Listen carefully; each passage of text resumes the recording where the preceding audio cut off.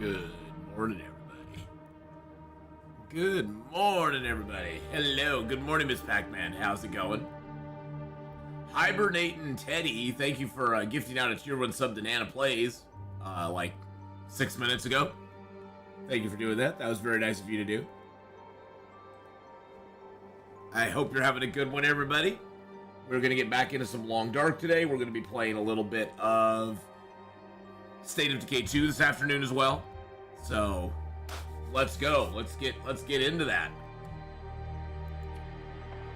We are getting back into our very long run, 233 days. We're currently mapping up Forlorn Muskeg, and we're having some fun. I have been putting a small electric blanket on my desk chair this winter, and it's a game changer. And Hyperman with an 80-month resub. What? 8-0.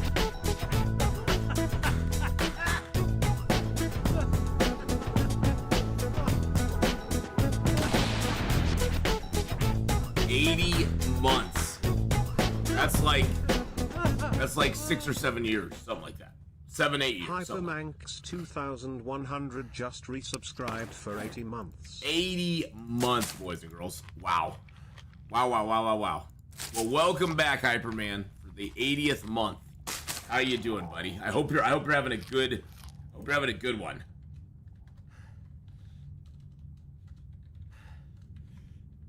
Ooh, I'm gonna sneeze. Excuse me. And go check out Hyperman X. You can go finish eating? Alright, man. Thank you very much, by the way, for the gift. I do appreciate it. And we'll see you when you get back. Oh my god. And there's Psycho Kitten sneaking in and giving it a little scare there. Oh, all the jump scares tonight. The nicest of scares. The nicest of scares, though.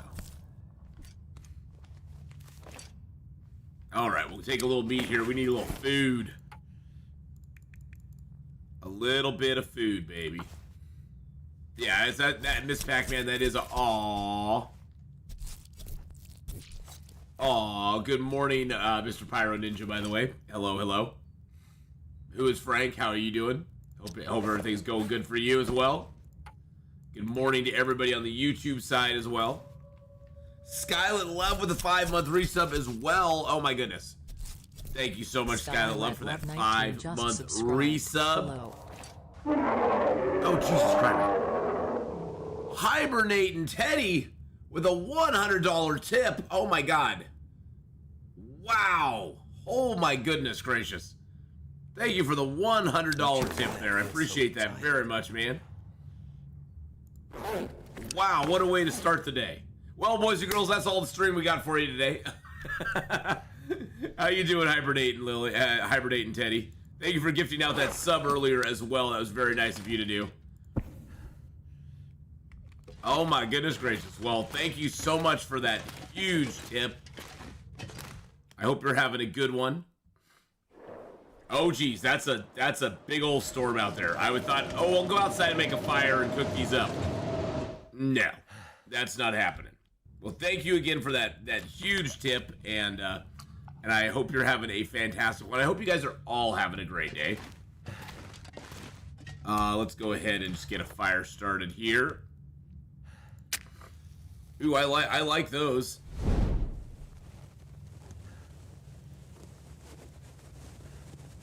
I like those new sub hypes and the hypes you got there, Hyperman. Those are very cool. I like that. Those are new to the channel, aren't they? At least they look new to the channel. I like your new little emotes there, buddy. Those are awesome. Wow, thank you again, Hibernating Teddy. That was very super nice of you to do. Let's throw the reclaimed wood on there. Well, those look awesome. I like them. Okay, so let's go ahead and make ourselves some... Do I have enough to make broth? Or do I not have enough water? I don't have enough water to make broth. Son of a biscuit. Let's make some water first, I guess. We'll make some water. And then I'm gonna cook up a little rabbit. I need the ptarmigan. We'll cook the rabbit up real quick, and then we'll have some water we can make some broth with.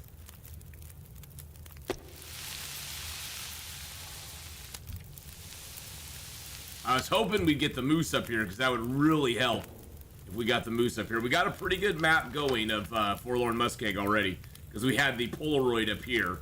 And then there's another Polaroid over here that will take care of a lot of the southern half. The main thing we have to worry about is this side, and we need to also get the exits out on here. So we've got a few things to do, but I think we might be able to get Forlorn mapped up just today. I don't think it'll take super duper long for us to get it all mapped up.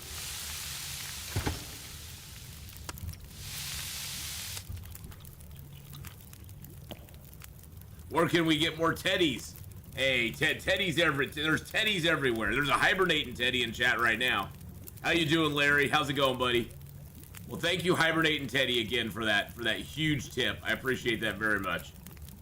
It's very super kind of you to do. And for gifting out the sub earlier as well. I saw that come in before I even started streaming, so. Boil dry. Unless that was you, Larry. That might have been Larry. Because Larry's over on the YouTube side. He's talking about teddies, so. Alright, 33 minutes till that's done. Let's get that done. There's our broth. We got a little gourmet broth for the day. I don't want the acorn bannock. The bannock. Let's go see if we got good weather outside. Oh, it's nighttime now, isn't it? We'll check tomorrow. I sure would like to get a moose up here if we could. That'd be great just to have like extra food available. Oh, you see that flash that we could put the bedroll down? There we go. Let's just sleep for an hour, then we'll get up, we'll get our water, and then we'll go from there. Well, welcome in on the YouTube side, everybody. Welcome in, Larry. I hope you're having a good morning. All right, let's get that done. Okay, we got some water now for the day, so let's go ahead and drink that. What's our weight looking like? We're right on the edge. Oh. Yeah, I need to pluck all those feathers and stuff. We'll see what the weather looks like in the morning. We gotta pluck feathers. We gotta get hides and guts off the rabbits. We got a couple things we gotta do. Oh man, still wiping the sleep out of my eyes.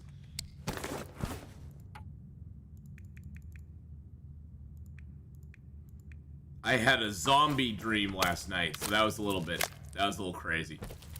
You know, sort of end of the world zombie dream type thing. Hey man, have a good run. I'm gonna work for a little while I eat lunch. All right, have a good one, Hyperman. Thank you again for coming in with the 80 month resub. Holy crud. 80 month resub. Oh, I need to drink some water. Gosh dang it.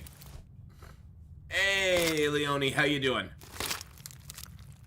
Let's drink a little water. I forgot to do that. We got water, so we might as well do it. Oh, hold on a second. We'll do that, and we have enough of them. I'm going to drink that birch bark tea so we can get back a little bit of our health as well.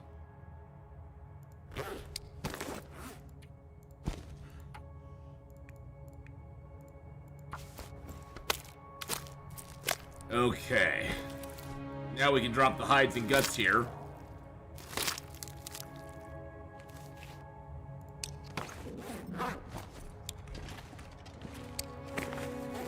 We're gonna get ourselves set up because this is the way we're gonna go into Hush River Valley when we go up there. So, well, into Milton first and then Hush River Valley.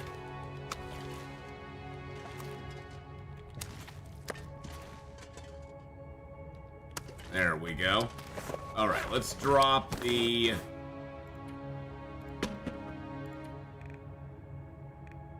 Let's drop most of the cedar here. We'll drop most of our sticks here. We'll drop this tinder plug here. And we'll leave Mr. Book here, too. We already have Carcass Harvesting 5. Let's grab a little bit of coal.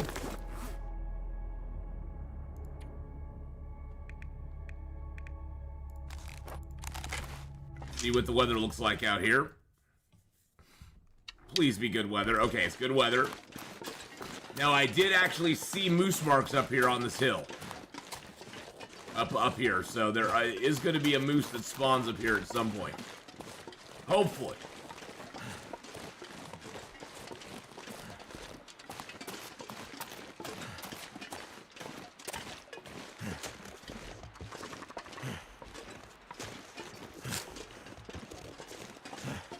Because there is moose marks right on that tree right over there. Oh, there's ptarmigans here. I think I want some more ptarmigan, baby. Give me ptarmigans.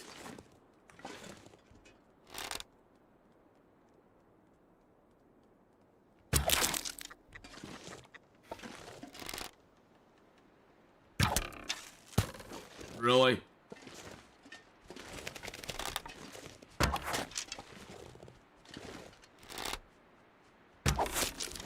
That one moves right at the last minute, right as I keyed in on him. He was like, "See you later, sucker."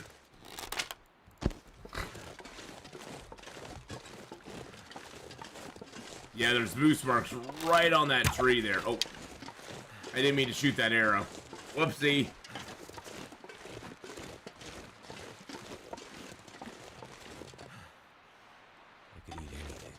Where did that arrow go? I just accidentally just shot a random arrow off into the ether. I don't even know where it went to. That was silly.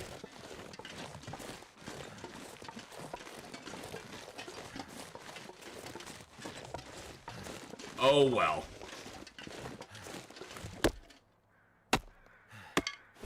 I'm still tired. That's gonna be my excuse. I'm still tired. Yeah.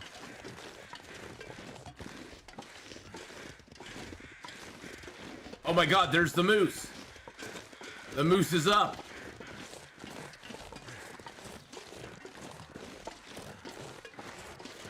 The moose is up, boys and girls. Oh, then you know what my plan for the day is. You know what my plan is. Oh, you think you saw it in the tree? Did it actually go into the tree?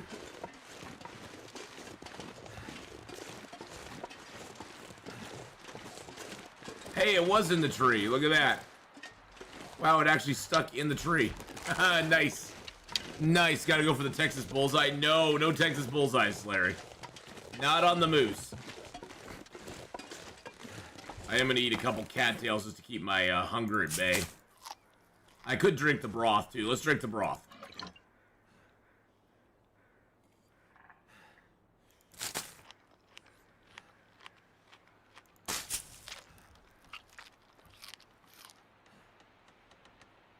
There we go. Okay. Now we're good to go.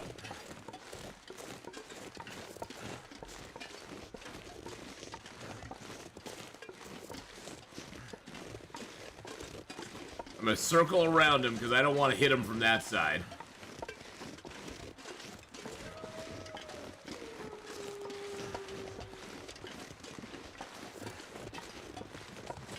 This is one of the most dangerous areas to hunt the moose because the chance of you getting charged is very high. There's not really a place to sit in this area that he can't get to. There's our cave right up there. I could go for the long shot here. Hit him. And he ran away.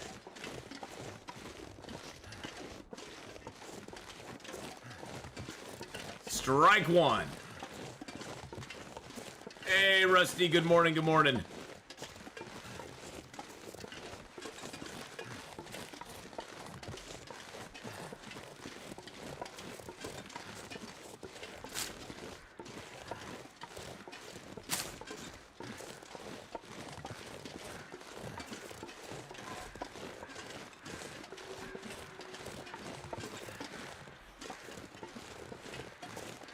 I heard the arrow break.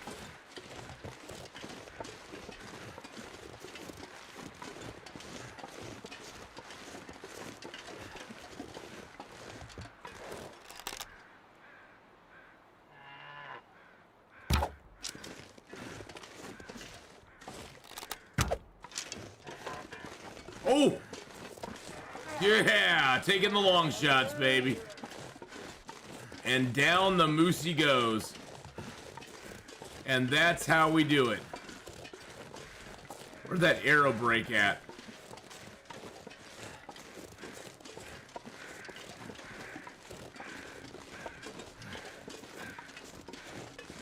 Oh, there it is. Woo! I can breathe again. Thank goodness. Oh, my heart can slow down now.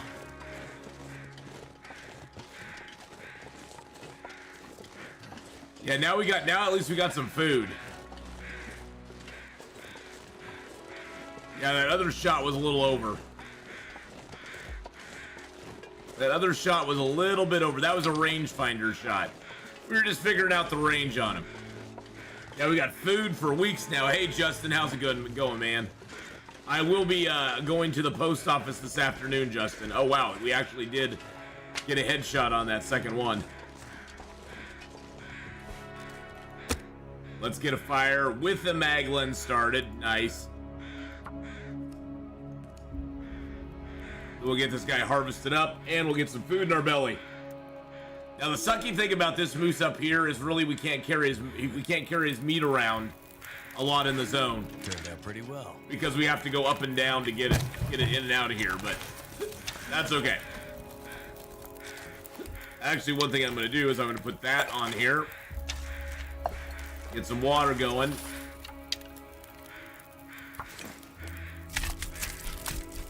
Now I'm just waiting for a storm to hit.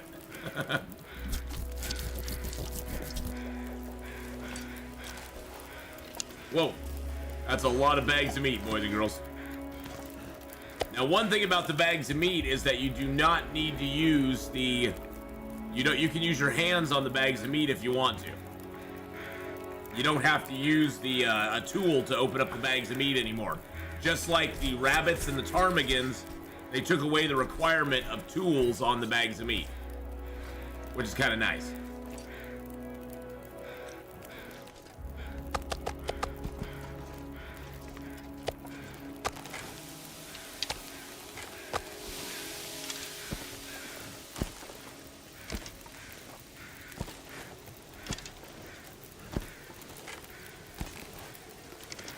Forgot I had 3 ptarmigans too. Well, we got the ptarmigans before I realized the moose was up. Did that wind blow my fire down? No, it didn't yet. Okay. I was gonna say, if that wind blew my fire down, I'm gonna be a little annoyed. Been meaning to ask about your health. Busy week and heard you were not feeling good. Well, I wasn't feeling good last week. Well, no, was it last week? Yeah, last week. God, this whole month has been a blur. Too heavy to carry. How many flares would you recommend carrying? I would not carry more than 1, maybe 2, if you're going to a zone where you think you might need them. I wouldn't recommend carrying a lot. They're kind of heavy, and if you're gonna carry them, I would recommend carrying the red flares, not the blue flares, because the blue flares don't last for very long. I think I actually have a couple of flares on me right now. No, I only have the red flare on me at the moment. But that would be my recommendation: is just carry the like a single red flare on you. Now, if you don't have a lot of matches or anything, you might want to carry more.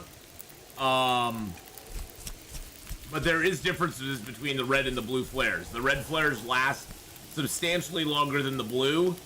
The blue flares, though, you can carry the blue flare through a waterfall lit, and the blue flare will not go out. So, they do have that one tiny little advantage. But how often are you going to be carrying a blue flare through a waterfall? There's like 2 or 3 instances in the entire game that I think you'll be doing that. Both of the flares are effective against Timberwolves. The blue flare is slightly more effective, but you can hold off Timberwolves with a torch if you want to. You don't even need flares on the Timberwolves with them.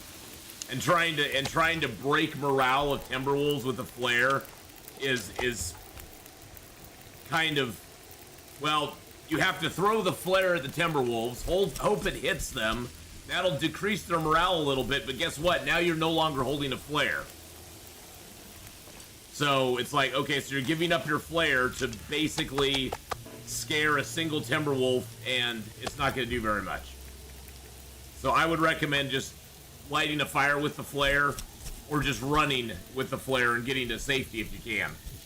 I would generally not try to hold them off with just a flare in your hand. It can work, but it doesn't work super effectively.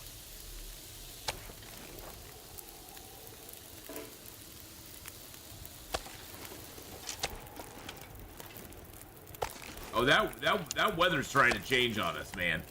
That weather is coming for me.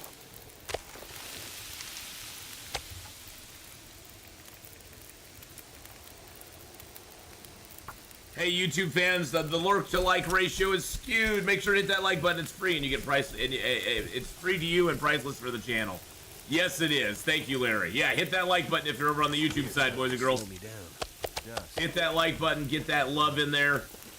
I appreciate it very much.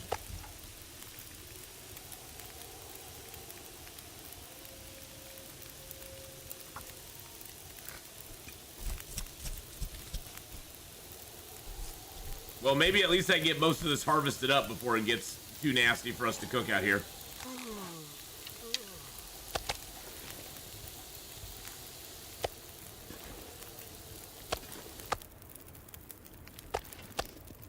I mean, each one of these bags has 5 kilos in it, which is amazing. Essentially 5 kilos, which is wonderful news. Like somebody said earlier in chat, this is meat for days, meat for weeks. Food for weeks right here.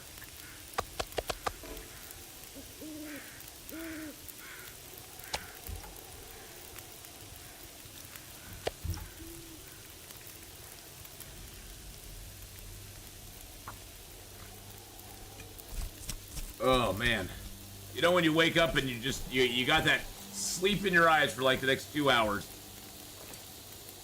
Did you see a flask in my inventory? Yes, I've got 4 flasks actually. I'll show them to you here once we get our meat put out here. I've got a flask that has my birch bark tea in it.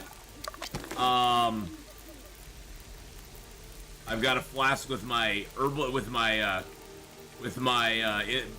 teas here, my mushroom teas. I got a flask with my rosehip tea, and then I got 2 flasks that have my birch bark tea in them. They just basically store it for me, which is really super nice. So I don't have it all messed up in my inventory. And if I want to heat them up, I can take them out of the flask, heat them up, and put them back in the flask. But they only last about 5 hours in the flask heated, so. It's starting to weigh me down.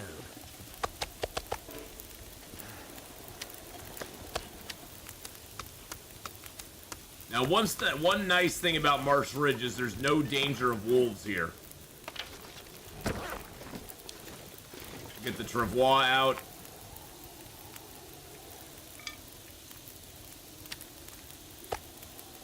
Put all this heavy stuff in it.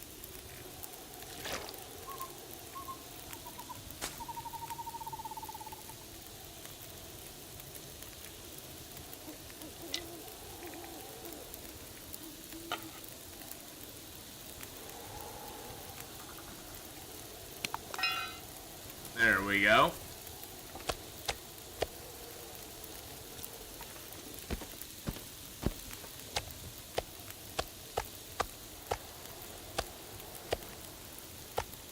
This is just for the trip over there. I just don't want to have all this stuff on me.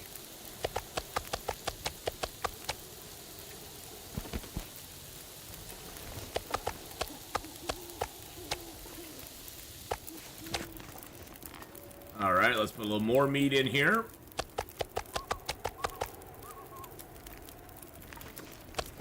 We'll put a little more to cook here.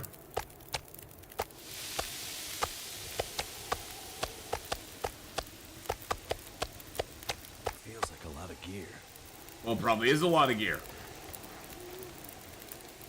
So not only does it feel like a lot of gear, it actually is a lot of gear. Because we got lots of meat on us.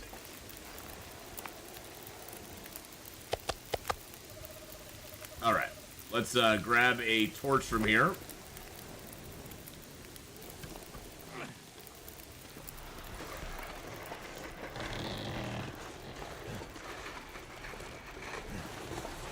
And this is the way we get a whole moose over to our cave in pretty much one go.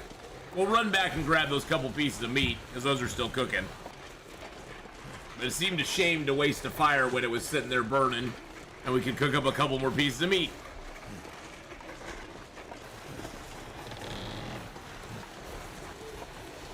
Oh, so lovely. Oh, I forgot when you pick up the travois, it puts your torch out automatically. Boo.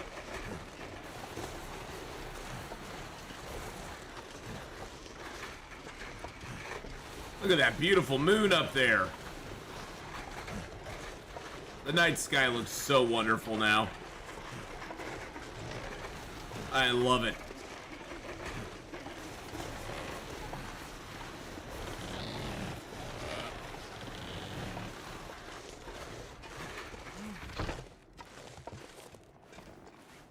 Too heavy. Yeah, I know. Move. I got 100 kilos on me.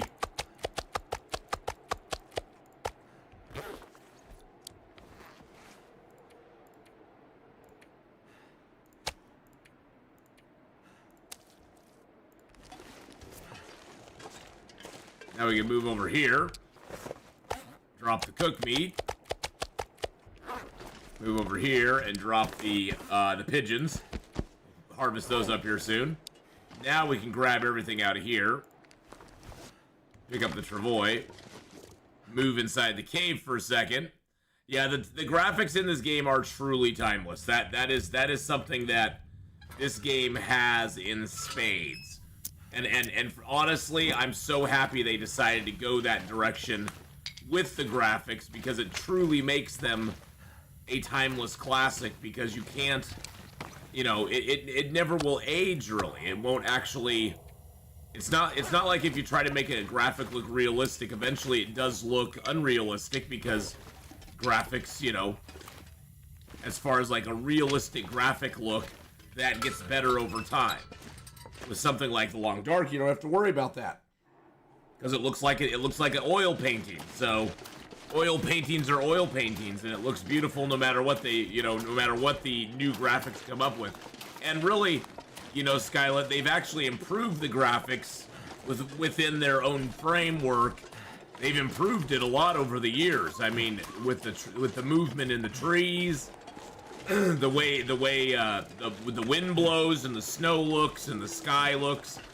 For those of you who've played The Long Dark for a long time, if you remember the sky back in like 2017 or so, the sky was just a blurry mess. It didn't look at all like it does now. It looked very, very, very like unpolished. And now it looks fantastic.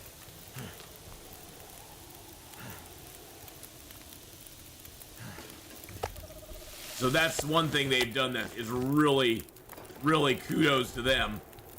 Is as time has gone on and graphics have gotten better, they have updated the graphics in this game a lot. But it will always be classic because it's got that watercolor, that water painting look to it, which will never actually get old.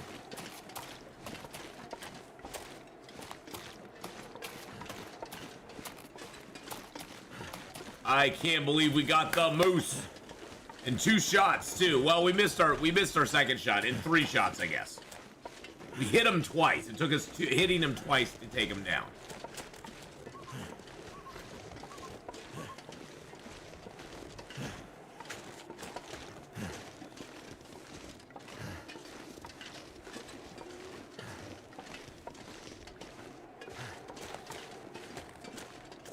Glad to see the channel showing that you are live on YouTube. Better judging by how fast new watching, now numbers are coming in. Glad to have you all join us on the YouTube, everybody. Yes, everybody, thank you for joining us on the YouTube, as well as Twitch, as well as Kick. Great to see you all here. It is a brand new week. Wow, we're almost into February. That is nutty to think about. It's almost February, boys and girls. Where is the time gone? I'm gonna need to rest soon. Let's grab our... Whoops.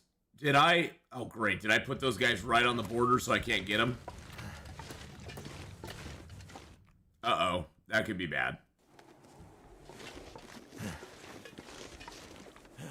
All this gear is slow. Nope, I got him. Okay, I got him. I was able to grab him. Beautiful.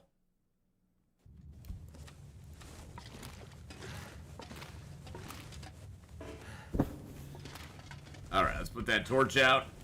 Take a drink of water. Let's get some sleep. Holy crud. What a day.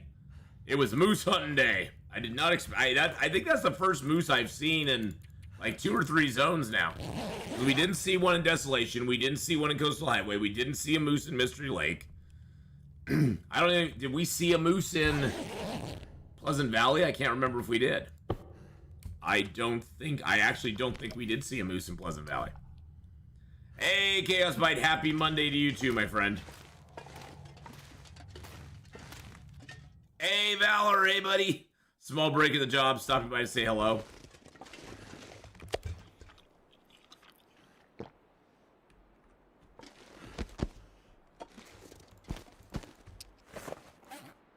Oh, I ate the whole meat. I ate the whole thing. That's how hungry I was. Let's go harvest up these ptarmigans real quick. Ptarmigan fur. See, now you don't need your hand. You can do it with your hands now. They made it so you can harvest ptarmigans with just your hands. I'm getting good at catching these live streams. You are. You are, Chaos. You're getting awesome at it.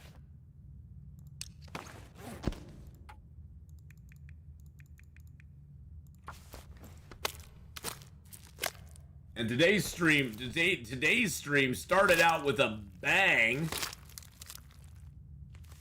Thanks to Hibernating Teddy, gifting out a sub and then tipping $100 today. That was awesome.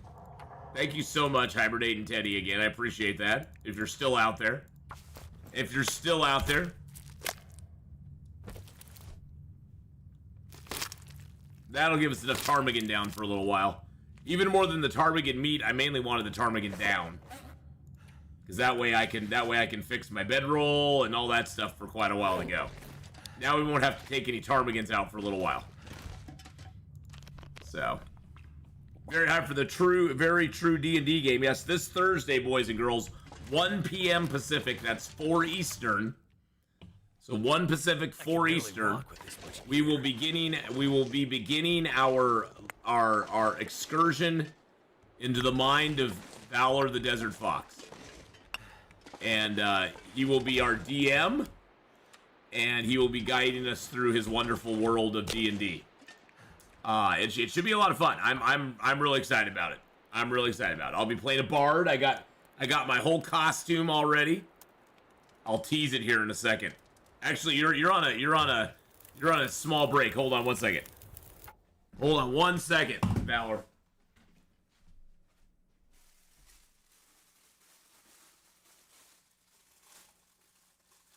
If I can open this up.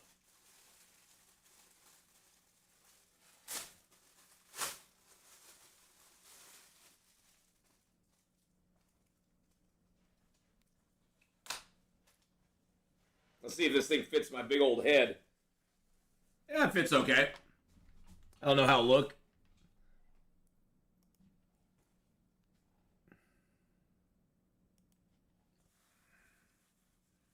There we go.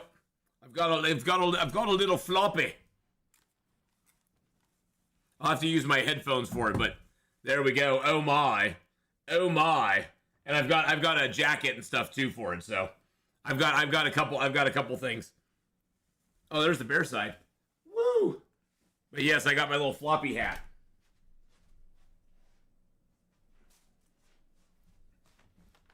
I got that yesterday along with the other stuff for the outfit, so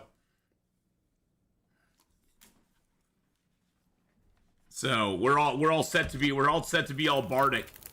We're gonna be a bard, boys and girls, so we've got to dress the part, so.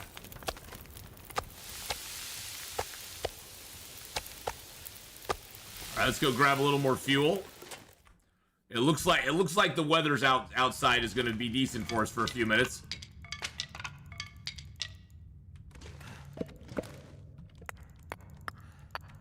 All right, let's go. Let's go get this meat. Let's go get this moose meat cooked up, boys and girls. Oh yeah. So yeah, it'll be a lot of fun. If you want to watch some people just like mess around and have fun with D&D, come on by. We're Jesus Christ. We're not gonna be Critical Role. We're not gonna be doing all that. We're just gonna be some people having fun. It's gonna be me and Gameslift and Hawkeye and Alicia and Pandasaurus Rex. Too heavy to carry. And we're just gonna be role playing and having a good time. So.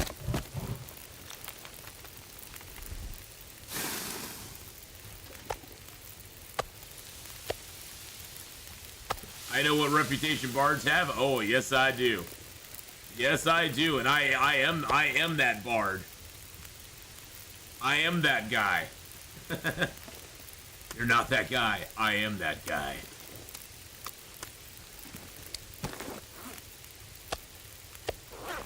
That piece can go off here.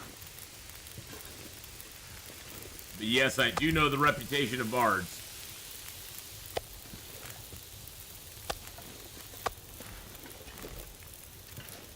And that reputation will be upheld. I must uphold the reputation of my bardic friends.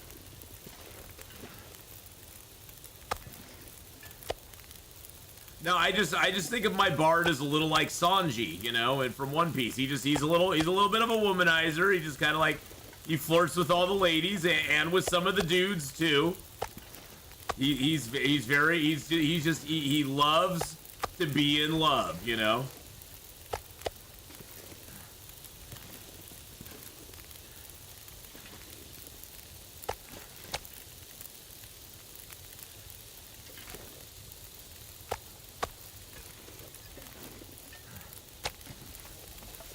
He loves to be in love. So there's nothing wrong with wanting to be in love and loving to be in love. Do this bar to have begin with 2 natural 20s and make well I did roll some natural 20s right away, which was actually pretty funny. I'm not gonna be able to carry this load for much longer. No, you stay out here. You go on there. There we go.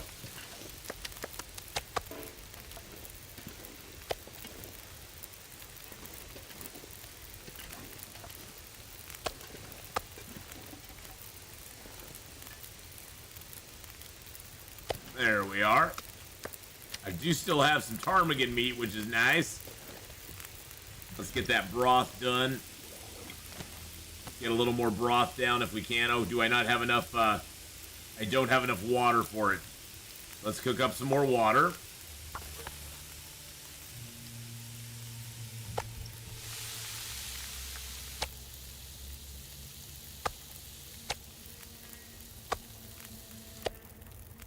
Today is cookout day.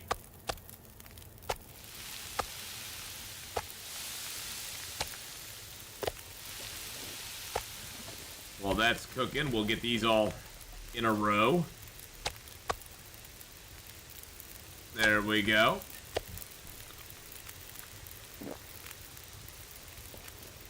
Hey, there's no point in having your meat out on the ground if you don't make it at least look pretty. There we are. 52 minutes, 9 minutes till melted. 42, 43. Okay, so everything's gonna be done like at the same time. We're gonna have the meat done. We're gonna have the water done. We can get the broth. We can get some more broth cooked up. Yeah, baby, let's go. Cook all day, fry all night.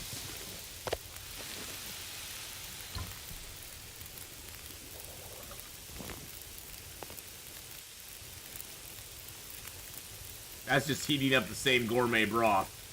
Am I really low on... gosh, I just do not have a lot of water on me. That is nutty.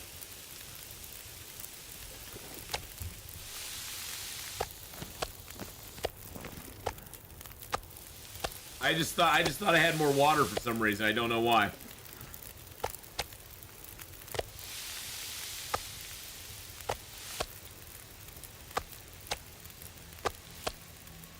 Those are all the smaller pieces. They aren't that much smaller. They're just slightly smaller. The best part I ever played was made with his bard made his bard seduce an undead dragon to finish the quest. He did a natural 20 twice in a row and gained a dragon girlfriend. DM made him pay for that. Oh, I bet. Hey, beware for the things that you hope that you'll get in the game, because the DM can sometimes find a way to twist it to their own favor when they want to. Especially if it's something you really shouldn't have, like a girlfriend that's a dragon. Like a dragon girlfriend.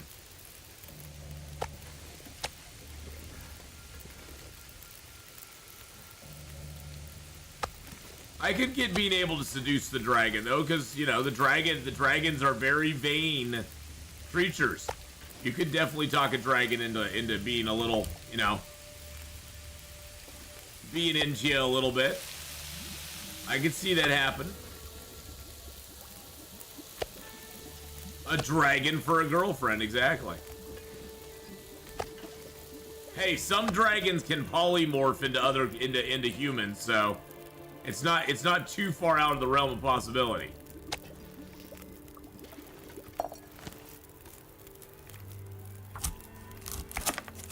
Oh my. Oh my.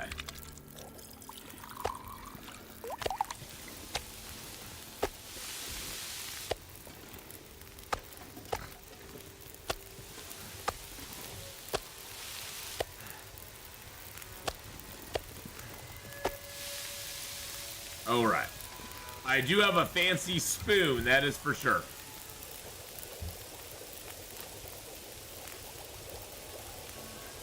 I'm gonna cut his heart out with a spoon because it'll hurt more.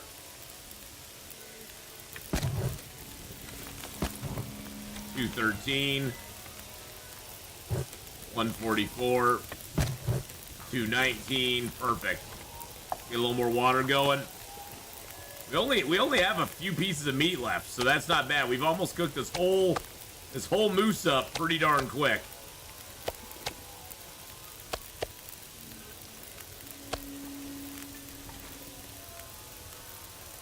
Especially if they look like Evangeline Lilly. Oh yeah. Yeah, look at that marbling on the meat, boys and girls. That's some good stuff right there. Some good marbling going on.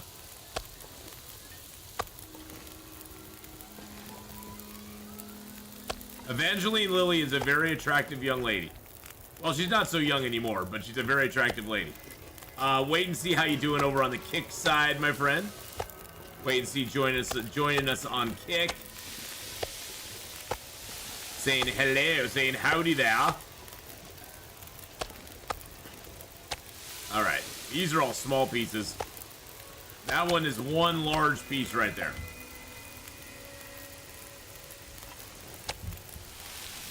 Good chillin' morning. Nice.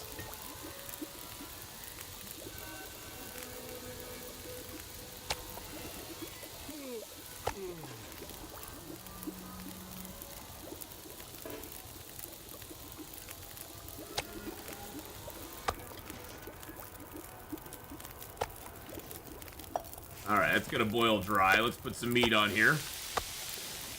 Been watching some classic anime here on the Kick. Oh, nice.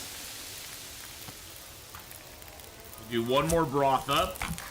Get a little more broth going on.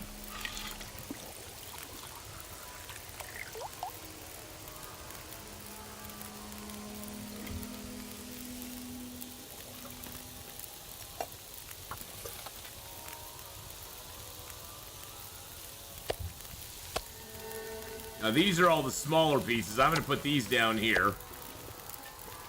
We'll eat these ones up first. Dragons and media also tend to have very booming, attractive voice. Such as some word in Skyrim, or Smaug in the Hobbit books.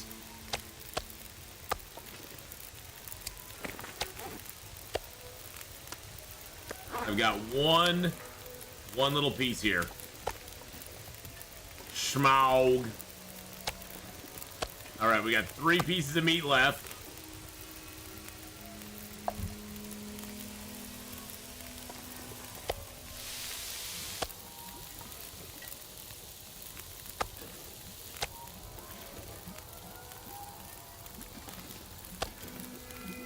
There we go. All right. So we only got 3 pieces left to cook. How much time do we got left on the fires? 31 and 38.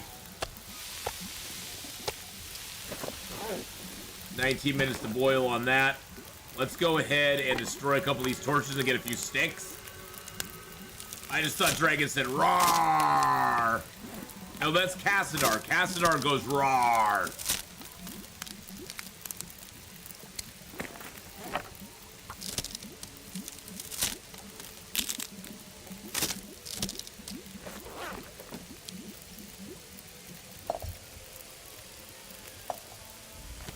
All I see is Moose is back on the menu, boys. Yes, it is.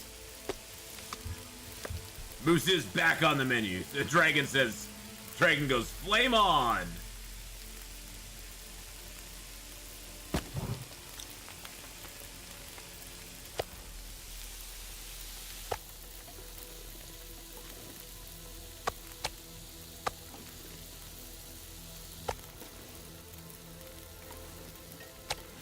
Oh, that's so beautiful. I can barely walk with this much gear.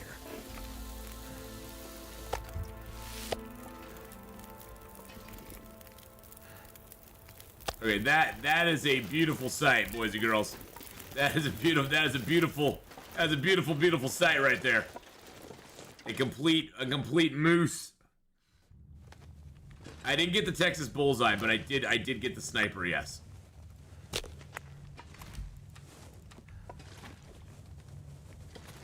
Really, you should be able to put bedroll down here.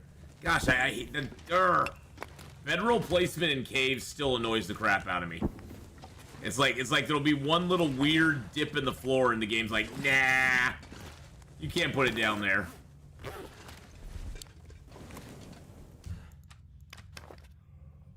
Oh, we are in Forlorn Muskeg. Forlorn Muskeg is where we're at right now. Brian Longer, how you doing? Yeah, we're up on Marsh Ridge at the moment. When it gets light out, I'll show you around. We were pretty much cooking all night long, so I am a little bit on the heavy side, though. We do have 4 things of broth on us, which is really super nice. Let's drink up a little water. Need to drop just a little tiny bit of weight here. I'm gonna break that branch down real quick, though. That branch has been bothering me for a little while. There we are. Let's drop some sticks over here. Let's drop our coal in the middle. There we go. Now we're light up. And you still cook. You can cook the oats, George, if they're ruined. Unfortunately, the game is a little bit. The game's a little buggy. So even though it says I have 0.1 here, if I actually look in here, it's not gonna let me do it. It's like it's 0.99999. So I'd have to find another one. Yeah, we're in Forlorn Muskeg. We are up on the old Marsha Ridge.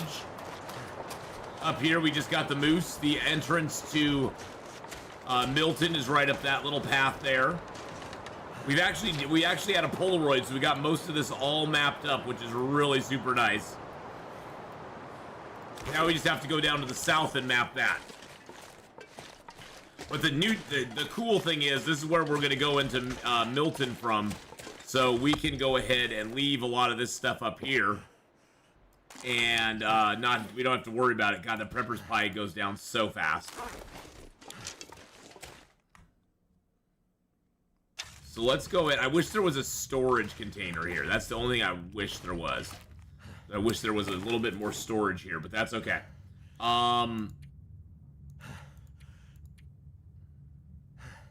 Let's break these arrows down real quick. Oh, excuse me. Jeez Louise. I had very fitful sleep last night. Had one of those zombie apocalypse type dreams last night, you know? Probably because I watched probably because last night when I got home after seeing my mom, I watched, there's a movie called Train to Busan on Netflix, which is basically a zombie apocalypse movie, and I watched that, and it was pretty horrifying. Good movie though. Good movie. Quite enjoyed it.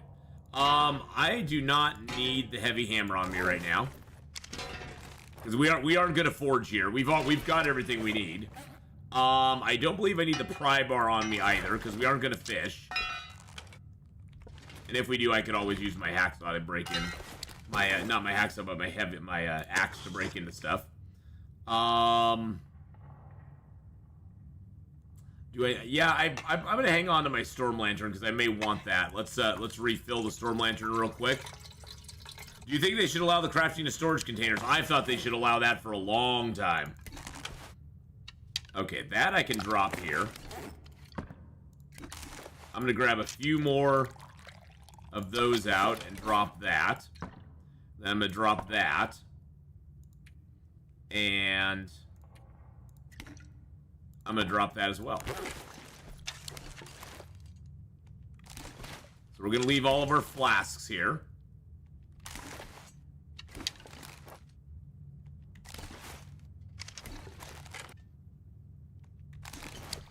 I was trying to get down to a nice, like, fighting weight to move around the zone. Let's go ahead while we have a moment and let's prepare all these birch bark up. Wow, we got a lot of birch bark tea, boys and girls. Holy crap! But yeah, I've been wanting them to let us make handmade containers for a while that we could just drop and put stuff in. They would have to be. The downside is they probably have to be kind of heavy, and you couldn't pick them up once you actually put stuff in them. Of course, you couldn't pick them up again until they were empty. But yeah, it'd be kind of nice if they allowed us to make containers. I would actually really like that. All right, we're at a decent weight now. I do want to pick up a couple pieces of coal. And we'll pick up some sticks as we go. We'll take they have the rock cache. The rock cache just takes so long to make. Really, game? Really? Wow. Oh, Atheenon's dropping weight and wants to go somewhere?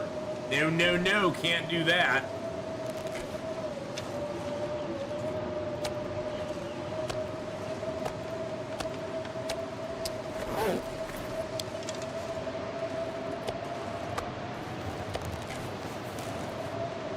This pack is getting too heavy to carry.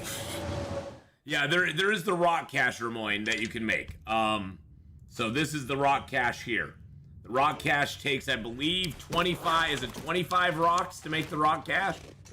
Is it 25 or 50? You basically can pick up all the little rocks inside of the inside of this place here. You can pick up the little stones, and you can make a rock cache, and it will hold a bunch of gear. I think the rock caches hold like 30 kilos of gear, something like that. So not bad. Actually, you know what? Let's break down this. Break this branch down. I'll give you guys night vision here because you'll want that when we're walking through here.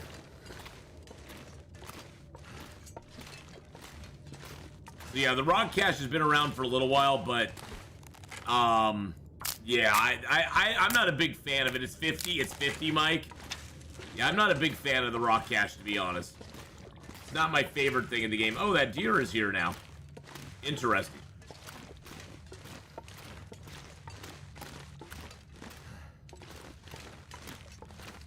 Is NV in the game? What is NV? Oh, night vision? Oh no, that's an OBS setting that I have set up so the viewers can see things a little bit clearer in low light situations like this. So see, right now, this is what I'm seeing. That's what I'm seeing. That's what you guys get to see. That's something I've set up in OBS just so everybody can see the interiors, because I can see pretty clearly in here. I mean, it's not great, but I don't need to have a light source. But it's super dark, especially for people on a mobile.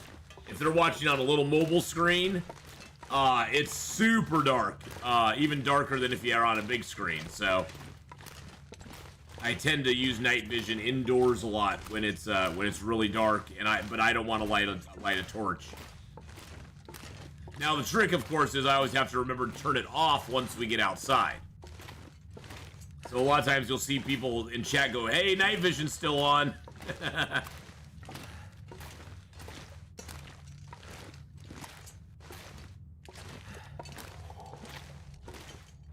Because once we're outside, it's really bright.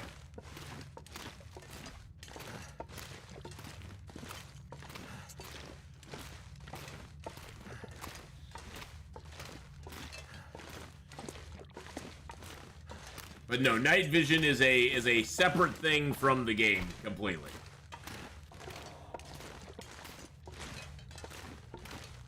Yeah, it's like a flashbang, basically. It blinds you. You're like, ah! See, if I had night vision on right now, that's what the screen would look like.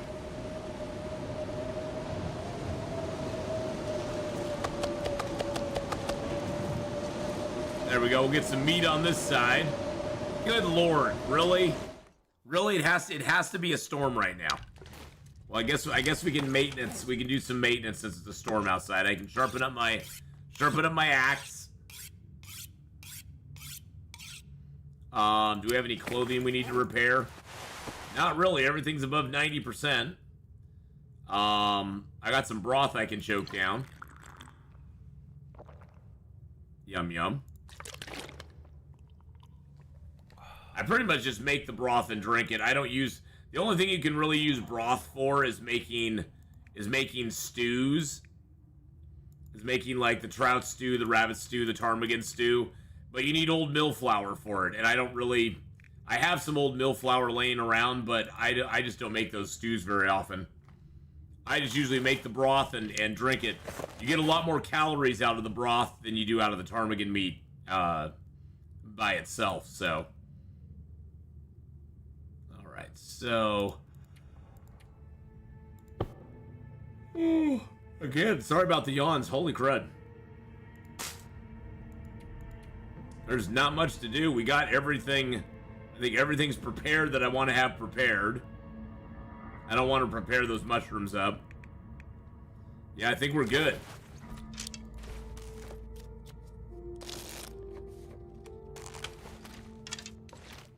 See what the weather's like still. Really, game? Really? Yes, you can't. You can actually now reheat the broth. It used to, I don't think that's always held true. They've made a few changes like that. But yeah, you can reheat the broth. You can also take an entire broth and put it in a thermos if you want to. If you want to, you can take a broth and put it in there. So you can heat it up and then put it into the thermos. So that's kind of cool too.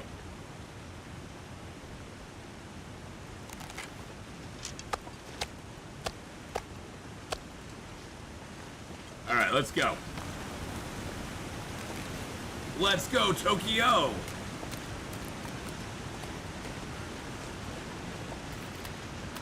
We're gonna go back down to this cave here, which is right above the derailed train, and then we're gonna work our way over to the mountain here and get to that other Polaroid so we can map that up. Now, there might be a wolf right over here. So we gotta be a little careful. Why do I wear the toque instead of the rabbit hat? I'm actually wearing the aviator cap instead of the rabbit hat. Aviator cap has a 2-2, 30% for protection. The rabbit hat is a 2, 1.5, 30% with 4 protection. The aviator cap is actually better than the rabbit hat. And it takes leather to repair instead of rabbit skin. It gives you a ½ degree more windproof than the rabbit hat does. And you can only wear the rabbit hat on the outside. Now, the warmth is the same on a toque as it is a rabbit hat. But the toque weighs less, and the toque doesn't cause me any sort of stamina problems either, so...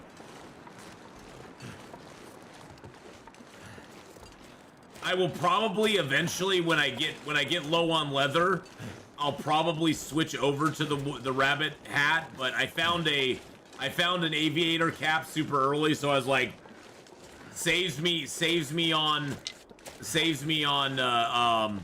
you know, wearing the other one. And the warmth is all that matters on the inside. So on the inside, you want to have the lightest thing that gives you no sprint reduction. Now, I could technically wear the aviator cap on the inside and a rabbit hat on the outside if I wanted to. So I could do that. But I like the toques because they make me feel happy. It's a stylistic choice. Usually, though, I don't find an aviator cap as early as I did in this game. So 80 to 90% of the time, you'll see me with a rabbit hat over the wool toque.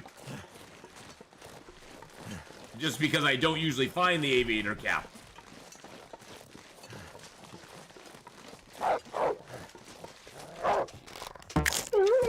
Excuse me, sir. Excuse me, sir. Nobody invited you to that party. I heard that sucker out of the corner of my ear.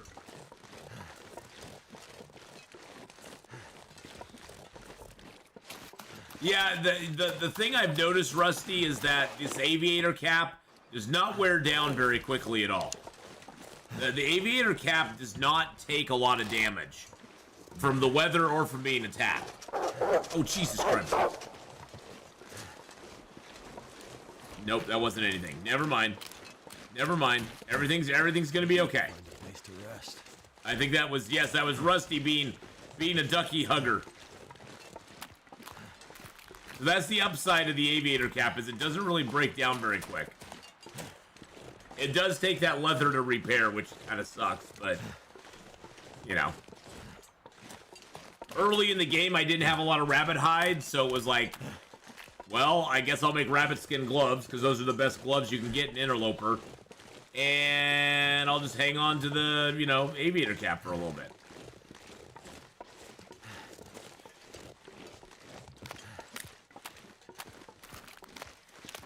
With the mountain goating, I do tend to wear my boots down super fast. You mountain goater. You just mountain goating down the side of hills, doing your thing. I do like to mountain goat a little bit too, so I am guilty of that pleasure as well. Sometimes there'll be like a birch or a maple over in that area. I don't see any today, but we aren't close enough really to tell. I'm gonna ditch my stuff in the cave here. Well, my smelly stuff, I should say. I'm gonna ditch my smelly meat in the cave.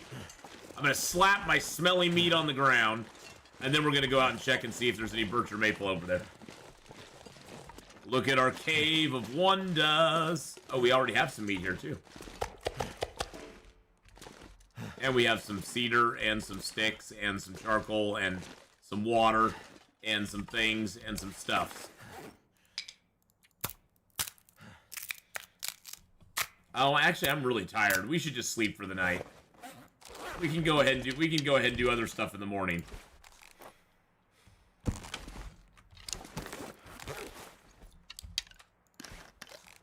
We can do other stuff when it comes to the morning time. It's so nice having the... It's so nice to... One thing that's nice about this stage of the game, God, I have an itch on my back that's like, I gotta be a bear to scratch it, you know? It's in that one spot that you can't really get to. I need like a scratching stick or something. Oh, there we go. That hits the spot. Oh, there. Oh, I got it. Oh, that hit the spot. But at this stage of the game, with the warmth and clothing and the bedroll, I don't ever have to worry about sleeping in a cave and going, am I gonna freeze or am I not gonna freeze?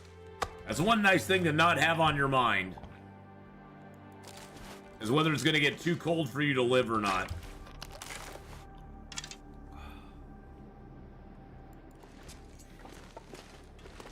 Okay, is there anything I want to do? What time of day is it? Okay, we still have a few hours before it gets light out. You know, I could probably drop some of the broth here.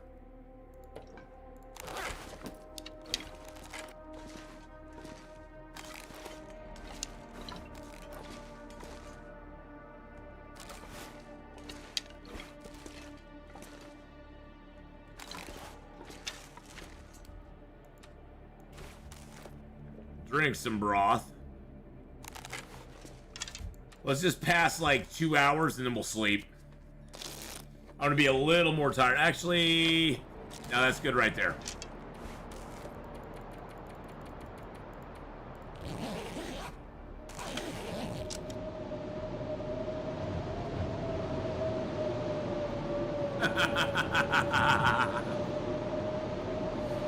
Oh, game, I love you. You can always loose the satchel overnight for padding if things look close. The moose-eyed satchel. Yeah, I have the improvised insulation on me, so the thing is, like even right now, it's only 8. We're still at 8 degrees in here, so even though it's nasty blizzard time out here, and it's negative 86 out here right now. Negative 86 outside right now. Holy crud! Good thing we're in the back of a cave, nice and warm. Jeez Louise, man. I tell you, some days. And I have nothing else to, like, read or repair or anything. We're just gonna wait it out. There we go. I hate passing time like that, but go deep enough in the cave, you might find Batman. I'm Batman. I'm Batman. I'm Batman. No, that's not it. I'm Batman. I am the terror that flaps in the night. I shall be the avenging angel for all the villains of Gotham. I'm Batman. All right, we got a little bit of wood on us now. Yep. Okay, let's drop some of the sticks here. Like all the sticks. Okay. Are we using our crappy bow? There we are. Batman has a brother too. Exactly. That's me. I'm Batman's other brother. I'm his other brother, Daryl. Oh, actually, that's me, Fat Man. I am Fat Man. I'm Fat Man. Don't do a Smeagol Batman. Smeagol's Batman. My precious.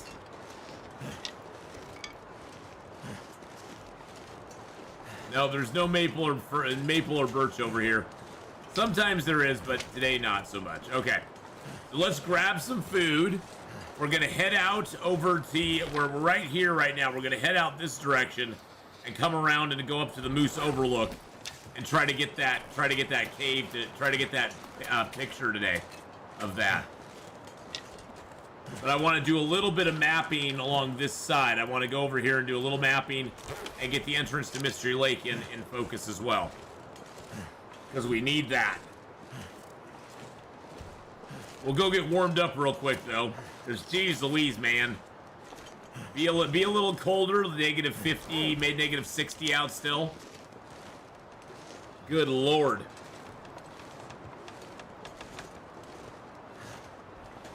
Can you be a little cooler for me?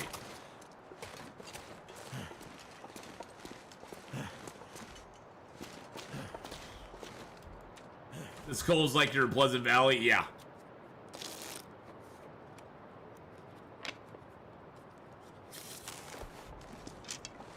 It feels a little like being in Pleasant Valley.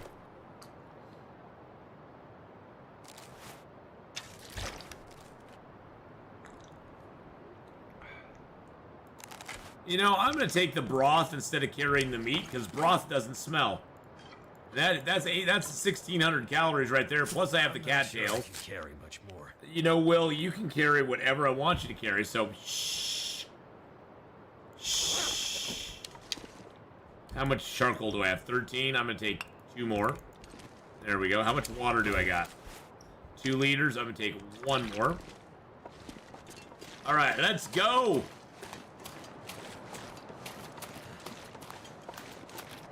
As long as we're not in the wind, it's 1 arrow down temps right now, so that's not bad. Once we get in the wind, it's 2 arrow temps, but hey, that's all right. Mr. Barley, how you doing? My favorite fish puppeteer. Well, today we won't be doing much puppetry of the fish, but that will return once we hit Bleak Inlet, so We'll find a nice spot in Bleak Inlet to go do some fishing. I know there's a few places you can drill holes in the ice in this zone, but I haven't done a whole lot of that.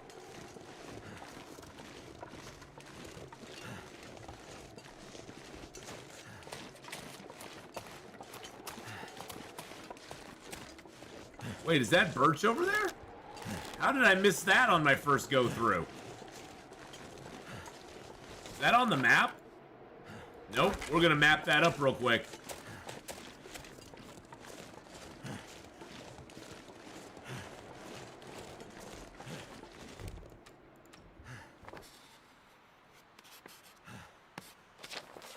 Oh yeah, that's good to get that. Okay.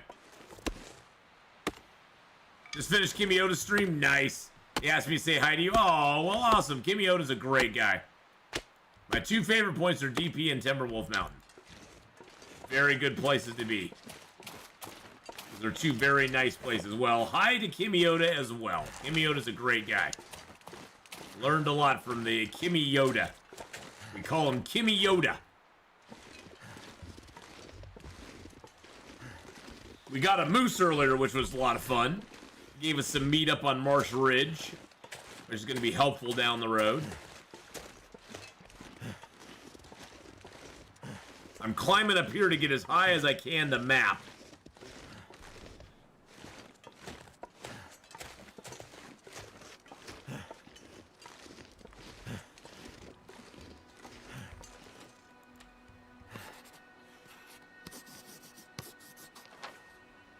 There we go.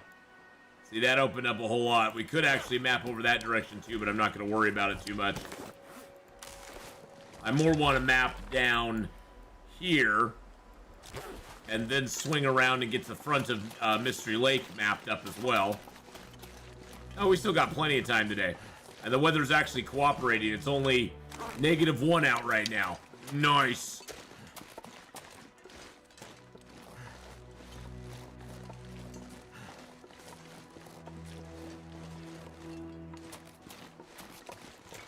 I like it. Well, we killed the moose up there, so we know there's no moose down here.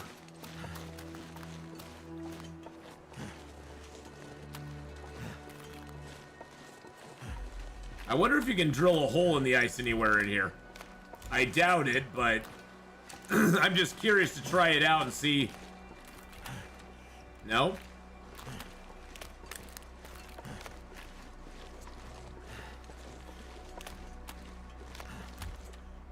Nope, doesn't look like it.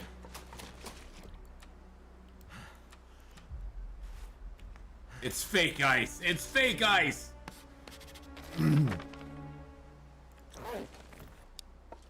Yeah, that damn fake ice, I tell you, man. It always fools you. By the way, I had a blast playing Subnautica yesterday. We started our 2024 Subnautica run. It's up on YouTube right now. We did get our sea moth already, and we have gone and explored the island, the first island as well, which is loads of fun. It's a nice high spot to map from here. There we go, and we're actually now getting warm. We're actually now getting warm. The temperatures are warming up. The world is warming, boys and girls.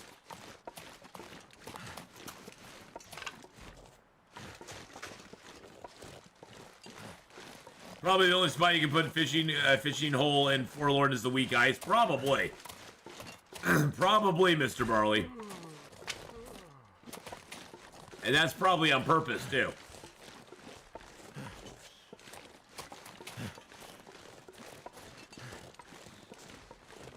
I think it's a mud swamp, so I guess no fish under the ice. I think there's a couple spots where there could be fish under the ice, but yeah, I'm kind of with you there, Chaos Bite. I don't think there's a lot of fishing to be done in here, so there we go.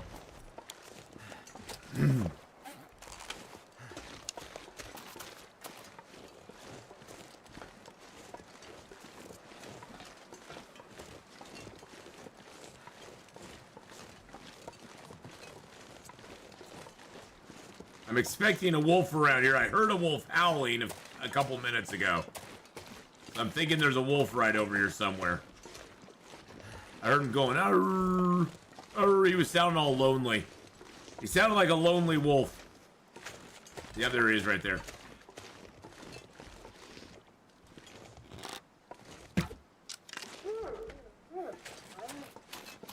There he was right there.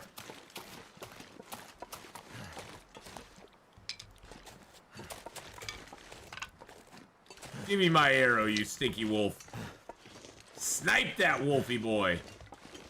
Sniped him right out.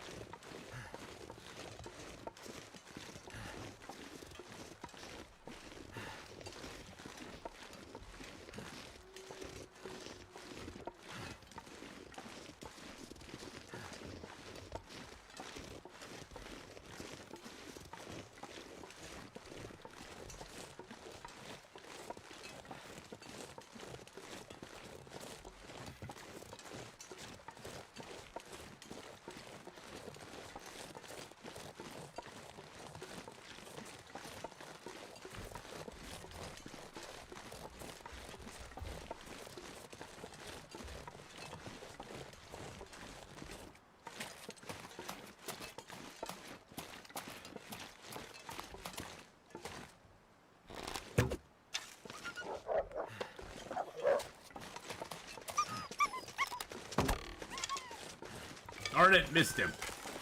I was hoping for another good hit there, but nope, missed him. He'll come back. He'll be back. He's like, hey, buddy, remember me? Oh, he's not coming back fast enough. I'll leave him be, though. Quite a funny ass. Here's a wolf. He goes right to it. Yeah, see, for that, I'm sort of like, in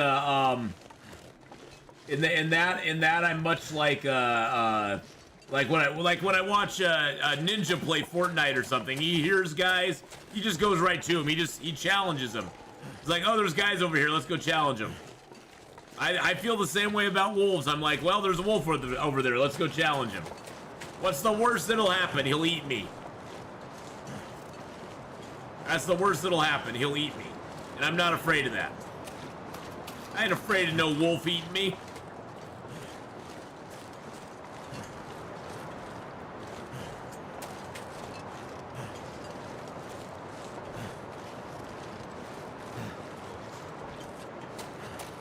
Do we take the path of ice?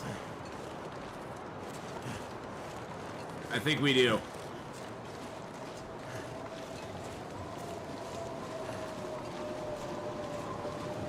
Let's take the path of ice, boys and girls.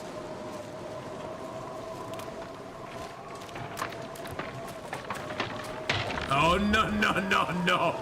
No, no, no, no, no, no, no, no, no. Oh, no, no, no, no, no. No cracky breaky ice on me. Don't you dare. This way we can also grab all the cattails here, so.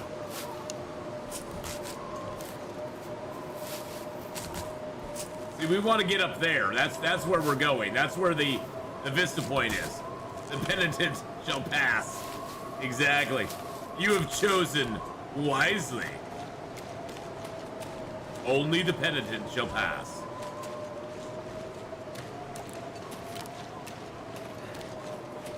Or will pass. Penitent, get on their knees.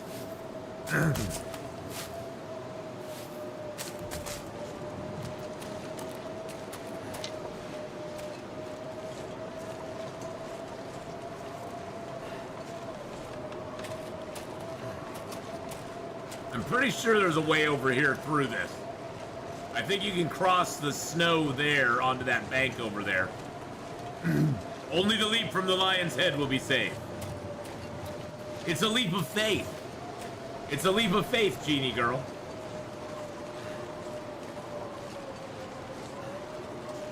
Just thought I'd mention on my current run there was no hammer at the signal fire in Hush River Valley. Really?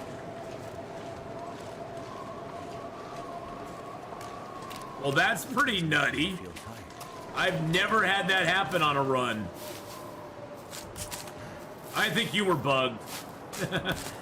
I call bad luck and bugs.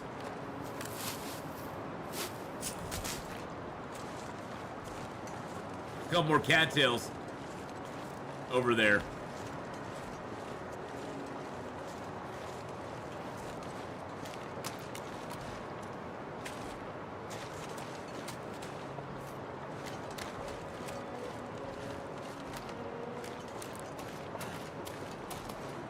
I think tonight we're just gonna go ditch in the cave to Bleak Inlet.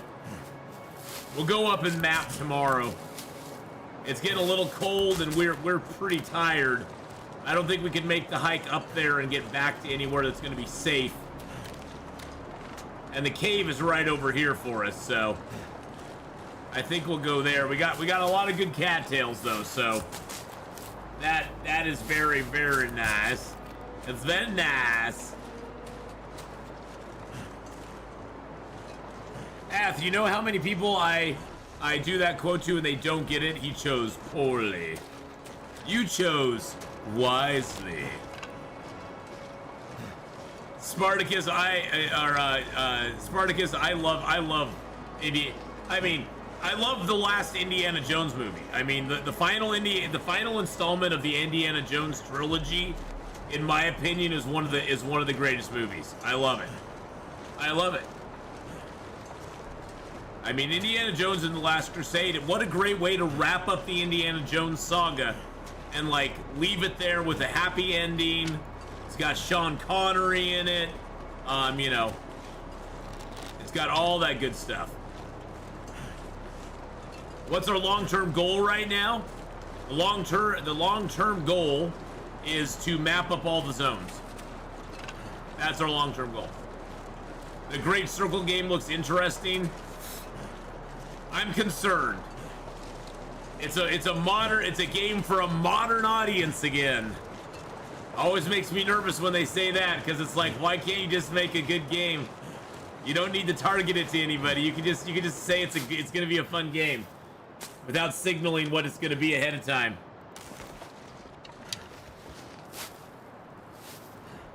I have a feeling it's gonna be a movie. I have a feeling it's gonna be much like the Dial of Dysentery, where Indiana Jones is sidelined for a character that they would rather put into the movie or into the game. I'm hesitant but hopeful. I hope they don't. I hope I'm proved, as always, I hope I'm proved completely wrong.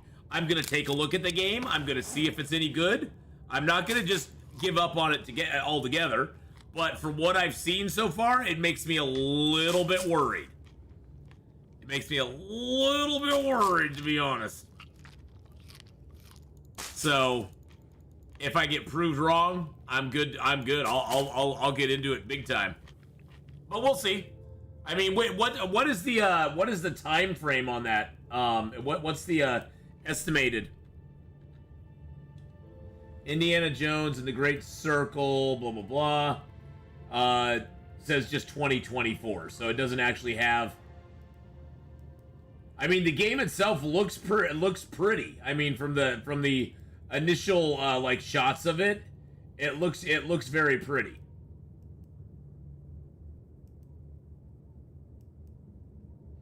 But the one thing I'm kind of concerned about is it's like they've already led into it that there's going to be 2 protagonists in the series. Indiana Jones is only going to be one of them. I'm sorry.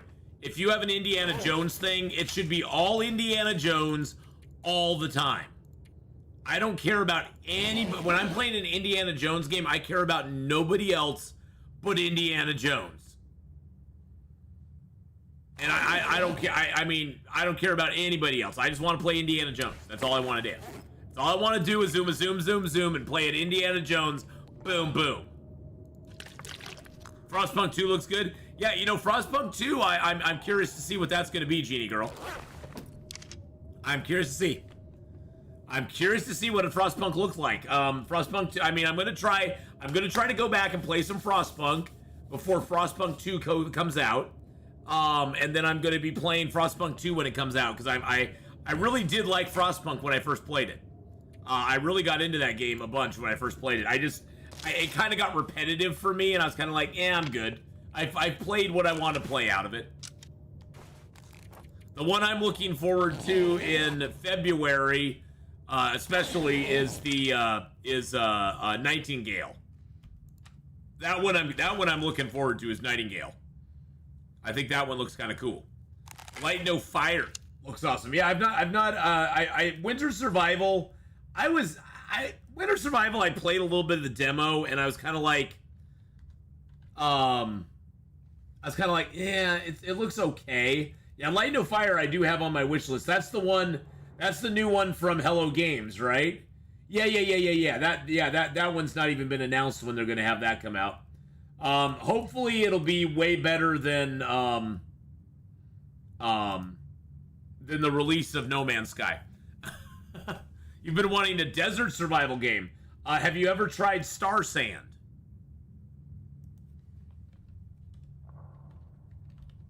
Have you ever tried Star Sand? Star Sand's a pretty cool desert survival game.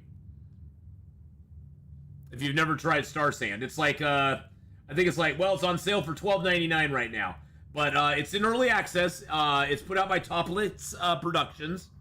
The developers Tunnel Vision Games, Tunnel Vision Studio. I've played a bunch of Star Sand on the channel, so you could go back and check out Star Sand if you wanted to. But it's actually a really good game. Yeah, Tarzan. No, it's Star Sand. Star Sand. And it's a desert survival game. And it's actually pretty decent. It does have a little bit of like otherworldly type stuff. Because it's not technically, I guess, on Earth. Or it may be on Earth, but in a different place on Earth. I'm not sure. But they did a good job with it, and they've done a lot of updates with it. They're very active with their updates and stuff. It has a little bit of a story that you deal with as well, but it's very survival-y too. You can build a little bit in it. You can craft a little bit in it. You can tame a camel and ride the camel in it. That's fun. You get a camel friend that you get to ride around on. So that's pretty cool. But yeah, if you haven't checked out Star Sand, I would definitely go check that one out. And it's on sale right now for only 13 bucks US.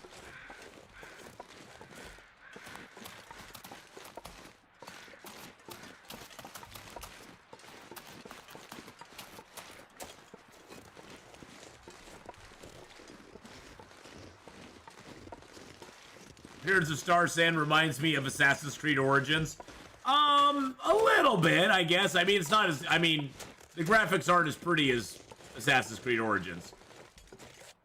There's these nasty worms that attack you over and over again, which are kind of a pain in the butt.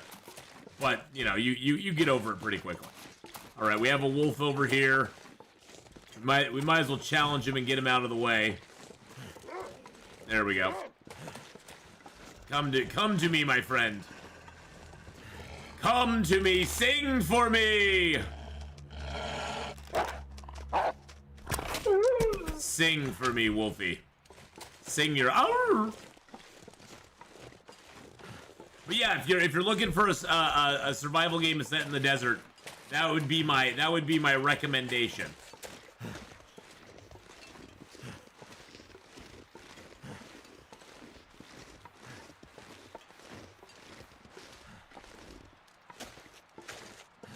Digging to build a water well to get water, having to eat cooked cactus start off with, and eating a cave for super hot days or cold nights.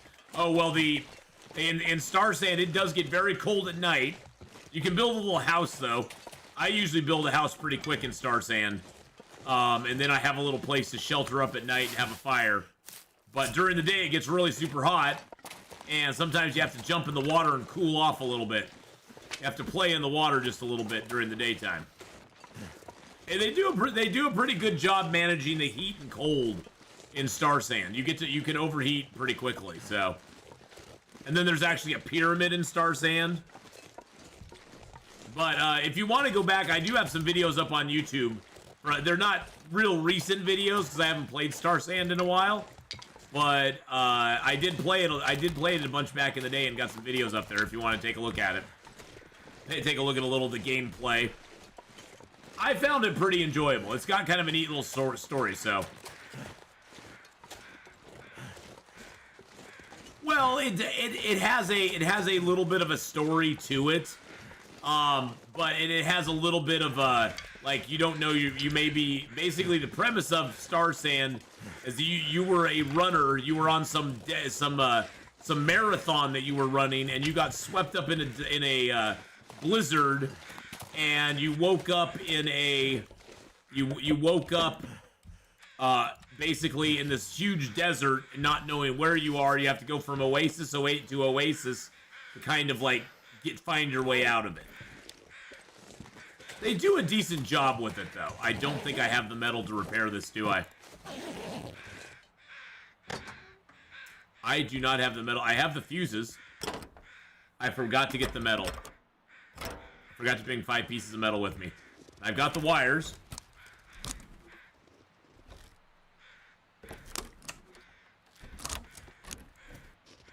And there should be a battery over here.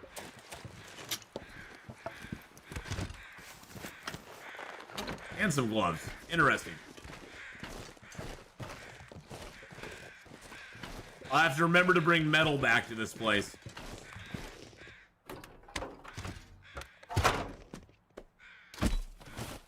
I'm assuming they just think only cold survival games have more appeal.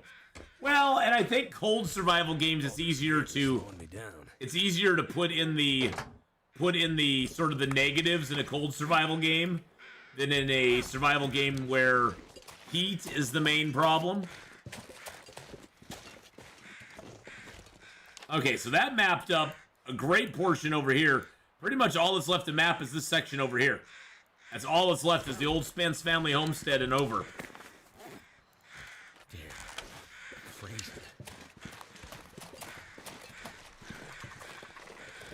Oh, I have a glitch, I think. Yeah, I have a glitch right now. That thing glitched me out big time.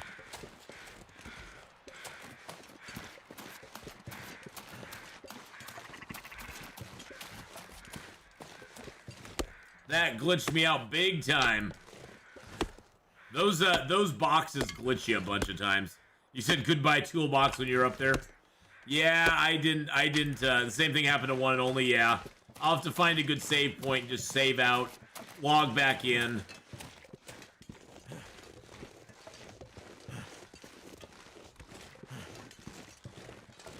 That sucks.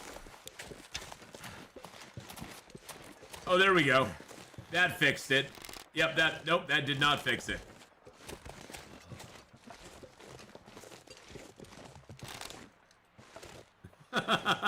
I'm shooting at the ground, boys and girls. That is hilarious.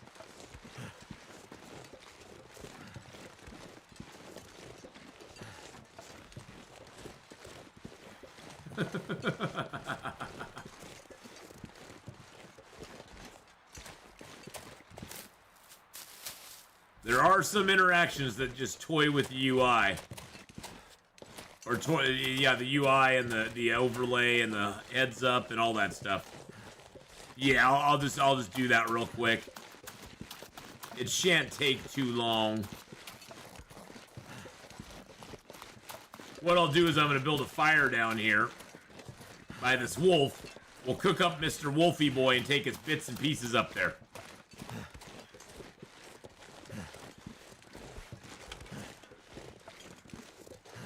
It's not too bad if you don't have...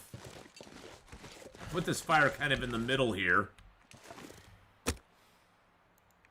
Nope, can't get that. Let's go ahead and start with a match.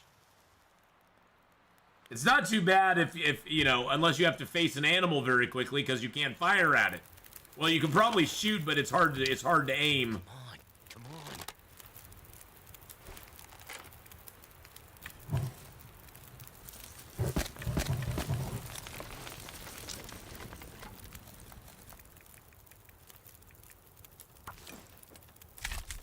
Grab some meaty boys from him.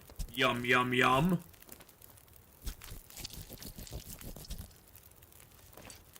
Our four-legged friend brought us dinner. Gonna put that away because it's just bothering me now.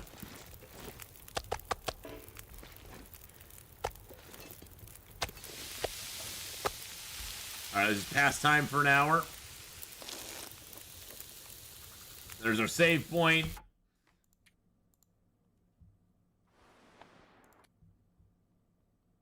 Quit out, come back in. By the way, we will be playing some Enshrouded tomorrow. We will be playing some more Enshrouded tomorrow. Shame you can't take the hacks out of the airplane for scrap metal. You had that yesterday as well? Yeah. Alright, enough with all the disclaimers, I know. I know, all the disclaimers.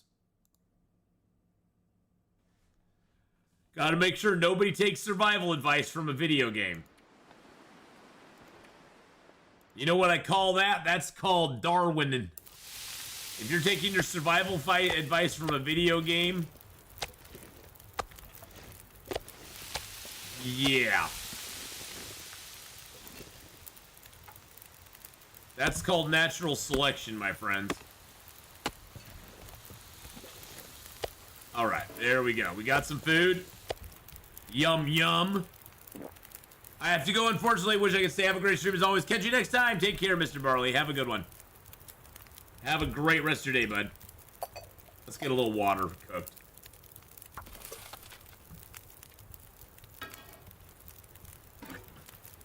Ooh. Ooh, shnikes.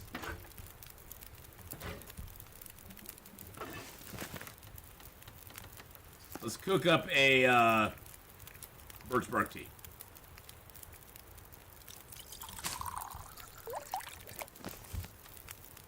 Get a little water in our belly.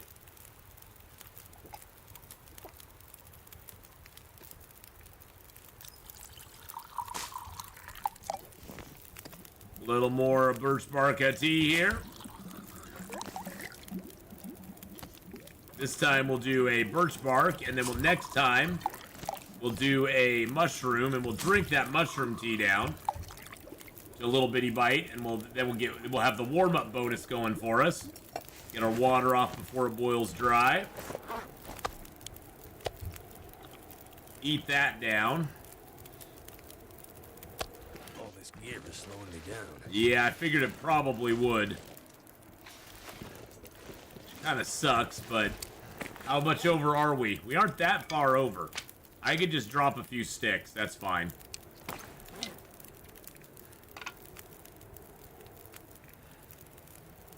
There we go. Now we're not overweight. And that should have taken care of our bow problem too. Okay, everything's good with the bow again. I have this really crappy bow that we're gonna use until it breaks.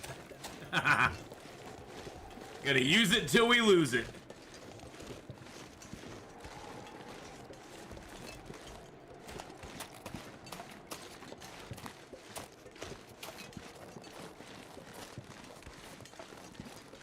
I'll probably drop this meat over here as my ow, my ears. I hit my ear on something.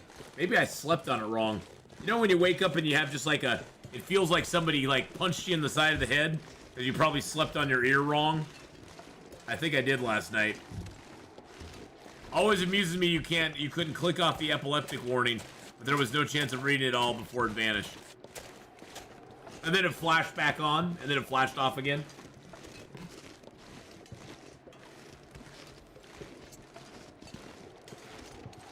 I need to go get another drink here soon, too.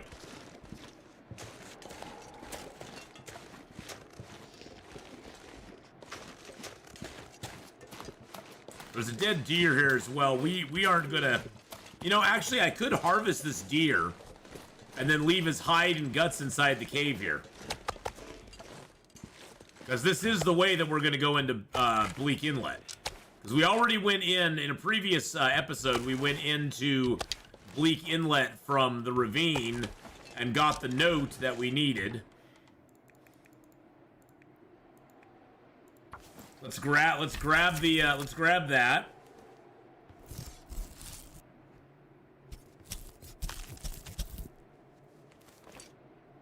Then we'll take the hide with our hands.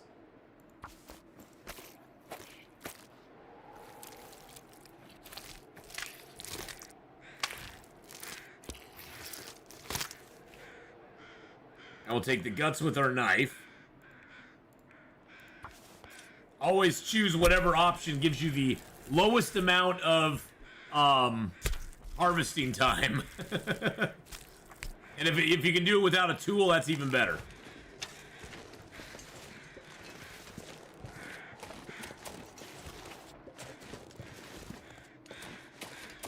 Chef Atheenon.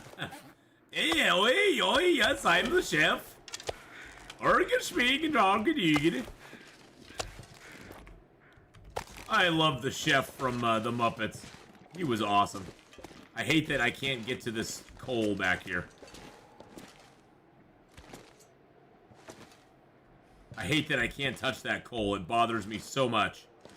I want that coal. I want that coal. Hey, April, how you doing? That coal should be mine. Mine, I tell you. Alright, so we'll drop all this here. Slightly embarrassing when your body freezes while harvesting. Well, you know, you can't have everything, right? But April, I hope you're having a fabulous day. Welcome in on the YouTube side. John Me, welcome in on the YouTube side as well. My day is going good. I had a very nice time going out and seeing my mom last night. Had a nice chat with her. Wished her a happy 81st birthday. It was lovely to spend some time with her and have a little chat. So, it was very nice. Brianna Love, how you doing? I know it's not Brianna, it's like Brinna Love. But whenever I see it, I just think Brianna. My daughter had a friend named Brianna growing up, so that's why I see the name and I'm like, oh, it's Brianna. No, it's Brinna. But how you doing, Brinna? John, how you doing? April as well. Welcome in everybody on the YouTube side. I hope you guys and gals are all having a fabulous day. I sort of want to gather up a little more metal if I can. Let's see, how much do I have? I have no metal on me at all. Let's go ahead and put a liter of water. Let's put 2 liters of water down here, as a matter of fact. Leave a little water here for us. There we go. Yeah, whenever I see your name, Brenna, I always think Brianna, because that was my daughter's, like, one of my daughter's closest friends growing up. And I always go, aww.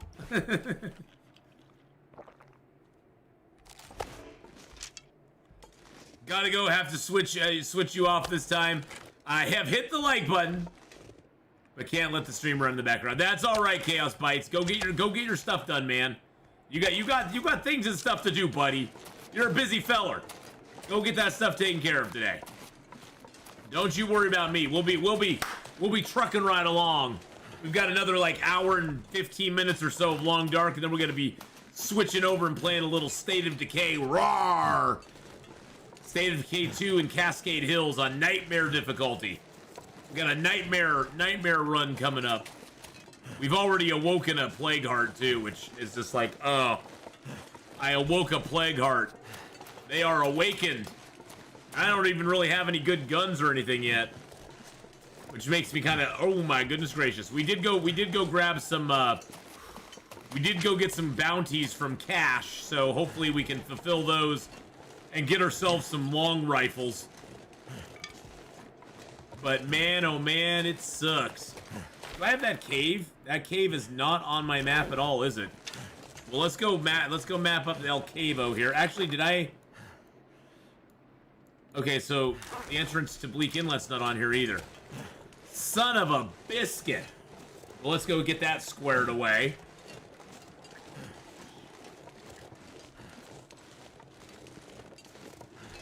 We'll sleep in the cave over here tonight. That's probably what we're gonna do. Because we got that whole area uncovered, but here we go. Nope, that's not it. There we go. Surveyed locations. Force reveal. Forlorn Muskeg. We need shortwave tower, broken railway, and to the cave system. We need to get to the cave system, which is this one over here. Because this is the cave system over here that goes to Bleak Inlet. Which after we get done with Forlorn Muskeg, we are going to go to Bleak Inlet. We've already got a rough map of the upper area of Bleak Inlet. now we can start getting a map of the lower area. Oh, Jesus Christ. The lower area of Bleak Inlet. Thank you for the bear apocalypse there, by the way. I appreciate that very much, Fulgario. Very kind of you to do. Very kind, very kind. Don't forget to rewind if you're going to be that kind. For those of you who don't know what that is, we used to have to rewind videotapes. I know it's there was always a little note on the videotape that said, "Be kind, please rewind. Be kind, please rewind." Because a lot of people wouldn't rewind the video when they were done.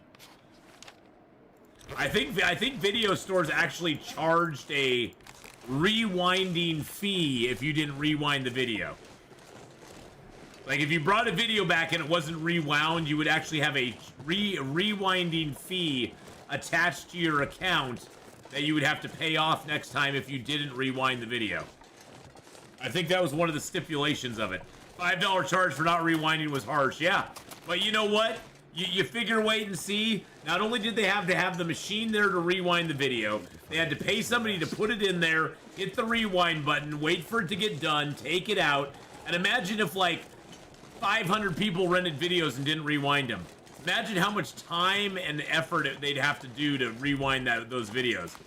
I mean, it was harsh, but it made you make sure to rewind that video before you brought it back. I remember getting charged that, I think, once or twice, and it made me go, I don't want to pay that again, because $5 for rewinding the video, that was a hefty fee. That was a hefty fee, but it did make me go, yeah, I don't want to pay that. So I made sure I rewound them videos. Oh, those were the days. I do miss the video store. It was so fun to go to the video store because you could browse all these movies. If you're really naughty, you could peek into the adult section and back. What's back there? Now, Blockbuster and Hollywood didn't have those, but your little ma and pa video stores. There was a lot of in my town. There was a lot of smaller, like family-owned video rental stores, and most of those would have that section, the naughty section, where they'd have Flashdance and Footloose. They'd have those. They'd have those movies in there, those naughty movies where people danced in them. The dancing movies. We weren't allowed to watch those.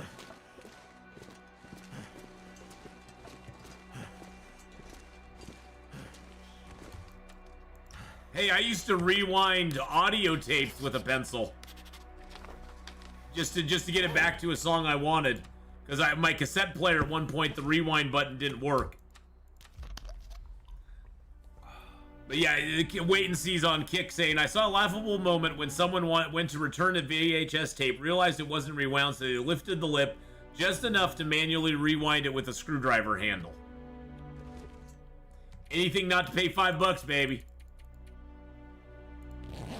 Naughty boys, the naughties. Yes, wait and see. Those naughty boys. Naughty, naughty.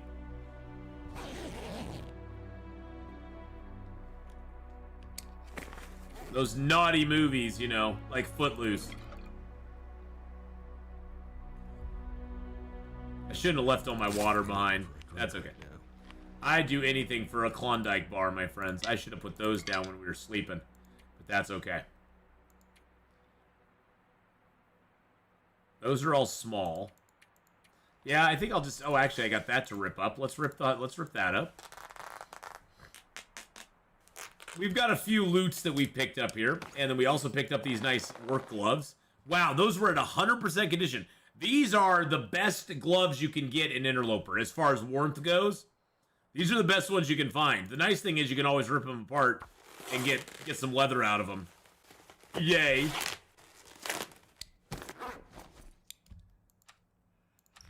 I'm gonna drink a birch bark tea, and then we're gonna light a fire and get a little fire going here.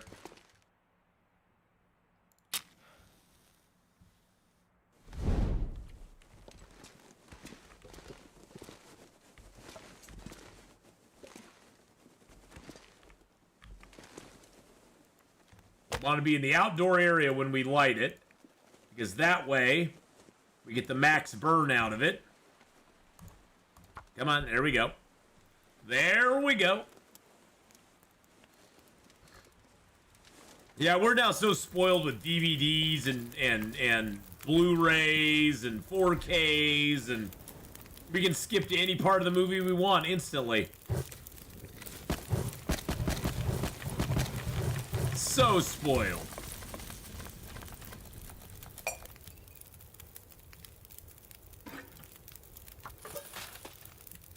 Even with stuff online, we can just skip around and find what we want. We can pause it, rewind it, 10 seconds or whatever.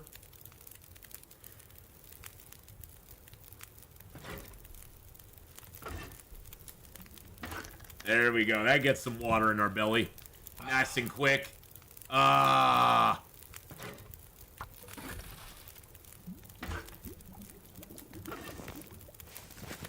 Pack is getting kind of heavy. Did you come back? No. I was just saying some of those, those ma and pa video stores, not Blockbuster in Hollywood, but some of those ma and pa video stores back in the day. They had the not safe for work section. Let's put it that way. They had the not safe for work section. So, you always were like, oh, what's back there? We can't go back there. Sorry, you can't go back there. That's not allowed. That's no bueno. And they'd have movies like Footloose and stuff like that in there, that we couldn't go watch. Because they were naughty.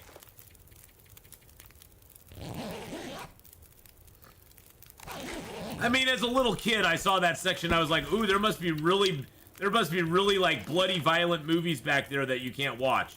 When I was a little kid, when I was a little kid, I didn't know any better. I thought those sections just had really like gruesome movies. That's what I imagined back there. Because when you're 6 or 7 years old, it's like, oh well, I can't watch rated R movies. Those have to be worse than rated R movies, and in rated R movies, they cuss and they show violence, so those have to be, like, really bad. They must be cussing up a storm in those. They gotta be really violent in those ones.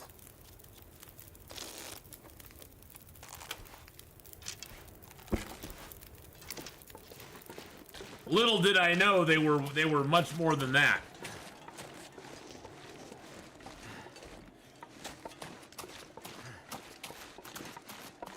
Wait and see is saying, I remember those shops.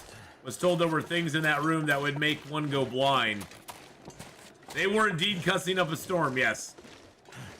I come back and this is what I see.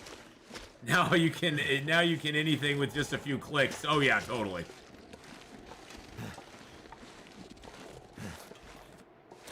Yep, now you can see anything for just a few clicks. Yep. Kinda scary. Kinda scary in a way. Well, let's head over to the bunkhouses here. As you can see, this map pushed it all the way over here. We got the bunkhouses, the old Spence family, but we don't have this area over here. So we got to get this area over here mapped up. That's our next goal. Usually there's a wolf. Oh, all the wolves are out on the ice right now. There's 3 out there. So there may not be any wolves in the bunkhouses. The wolves kind of go back and forth between out on the ice and back here. So it looks like the wolves all decided to hang out further out on the ice right now, so. The tentacle, what? Wait a second. Hold on a second, what? No. There's no Cthulhu going on.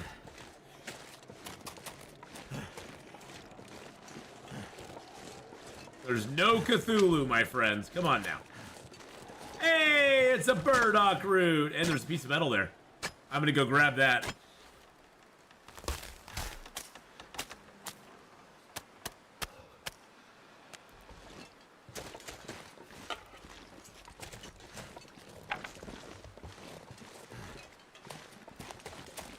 Hello, metal. Hello.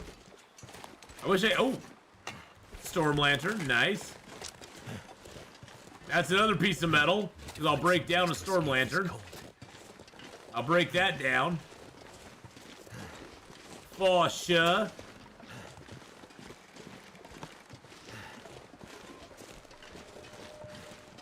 By the time I became a teen, video game rentals stopped.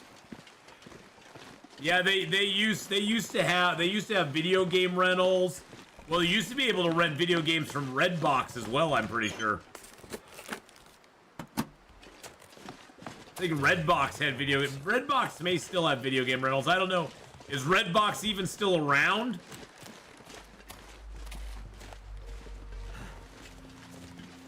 I don't even know if Redbox is still a thing or not. It may. It may be.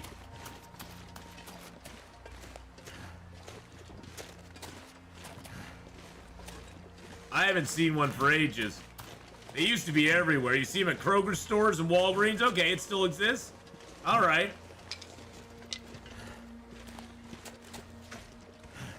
I haven't seen one in Oregon for a while, though. I don't know. Maybe it's more of a regional thing. Oh, they are at Kroger stores in Oregon? Okay. Maybe I don't look for them because I don't really ever use them, so.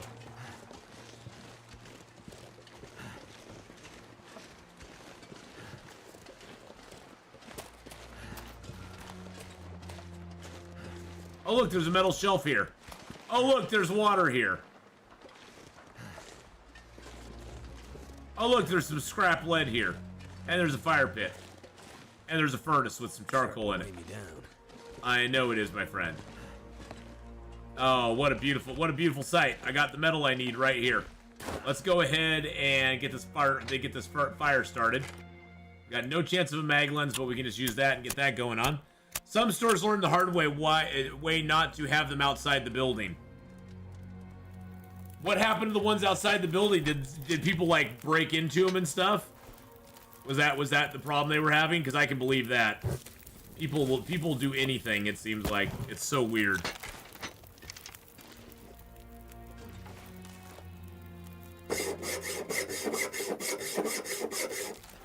People are so strange sometimes.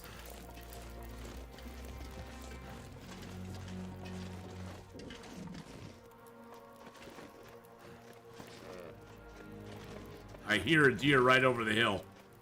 Where is he?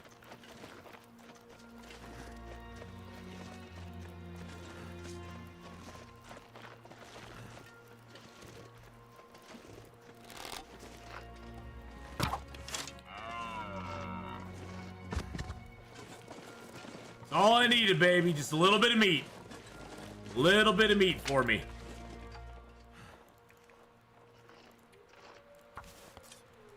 Get that meat! Yeah, let's go! They said the Nintendo section and Sega section in the back half of the... They had the Nintendo section and the Sega section in the back half. Oh, okay, gotcha.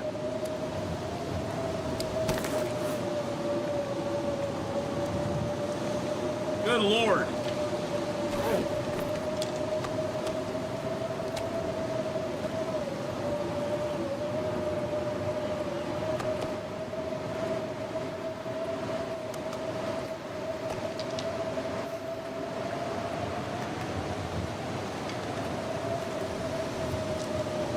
Good God, man.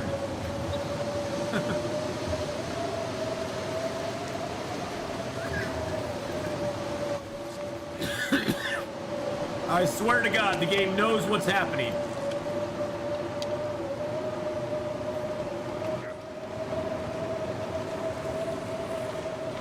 By the time the N64 came around, those rental places closed.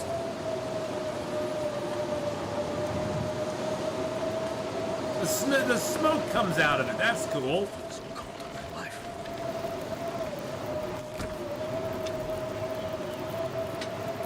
Alright, let's throw another couple pieces of cedar in there. Let's get out our bags of meat. Let's just get everything out of there. Pick up that. Good God, man. And turn that down just a little bit. Hi ho, as off to work I go. I have to pay the internet bill to keep watching the Atheenon show. Take care, Larry. Have some good work. Have a good day at work, my friend. Have a good day at work, buddy. There we go. I'm just gonna use my hands because it's 30 minutes. Then I'll cook up one of the pieces of meat. I'll be ready to go. Blockbuster had up to Xbox 360.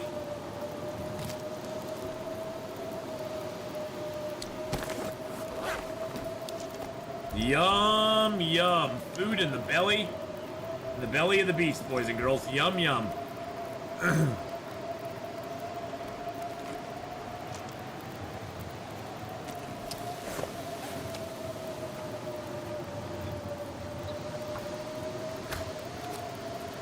Most games did not work well because they required a battle pass to play them, which you only get when you buy the game.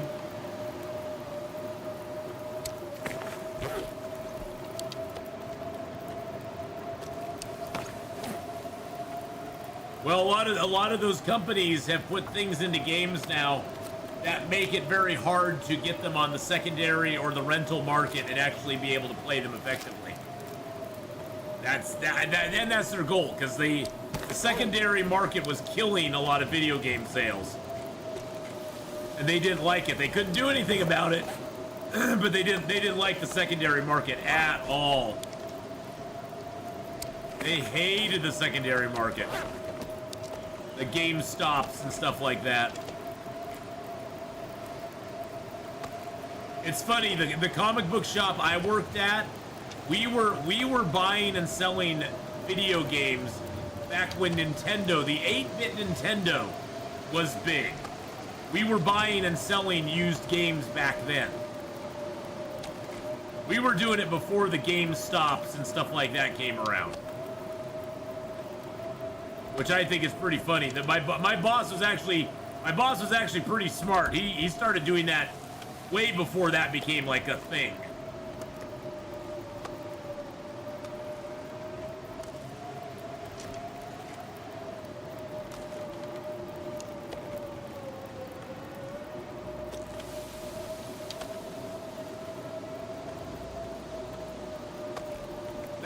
That was when I think getting the Tetris game on the 8-bit was like the biggest. That was like the hot game. Everybody was after Tetris, which I think was just hilarious.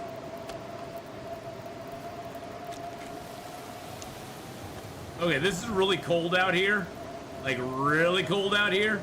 But hey, we have 5 pieces of metal now, so we can go back over to the the place over here and fix up that tower. This gear's starting to slow me down. Yes, it is. Yes, it is.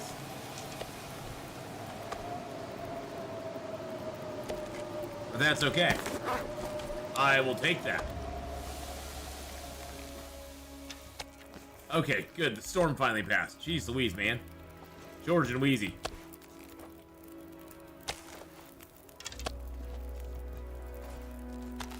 There we go. Luckily, we have lots of water here, too.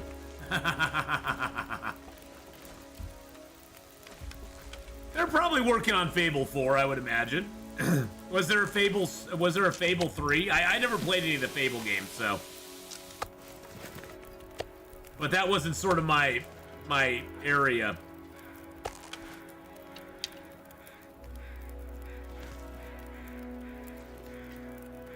I hate wasting this fire.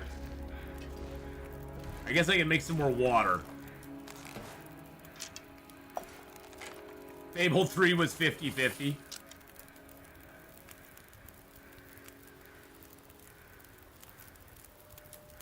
Yeah, I think don't I own? I think I actually own one of the Fable games. I don't know which one it is.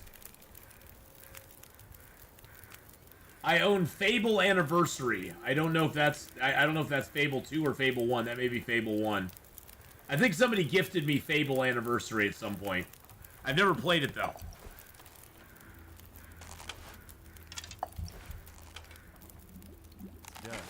Is that Fable 1 remastered?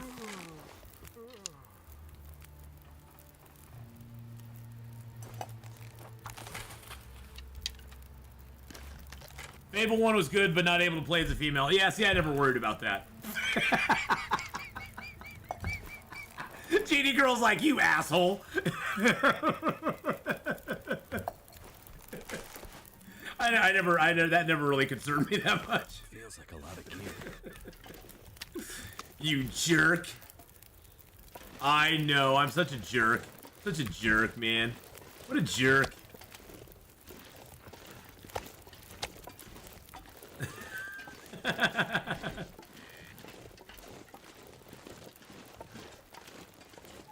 Well, everyone has their things, I guess. Exactly.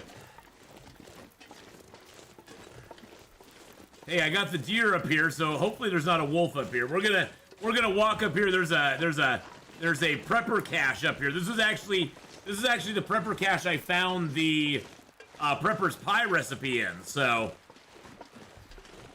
it was quite a nice little cache of stuff. But you preferred the first game of Fable gameplay wait and see because you enjoyed the punishment?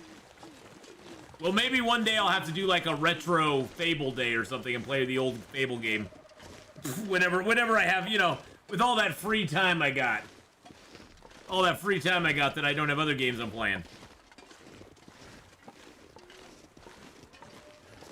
So did you prefer Fable 1? As far as gameplay goes, did you prefer Fable 1 or Fable 2? Just on a straight gameplay, model.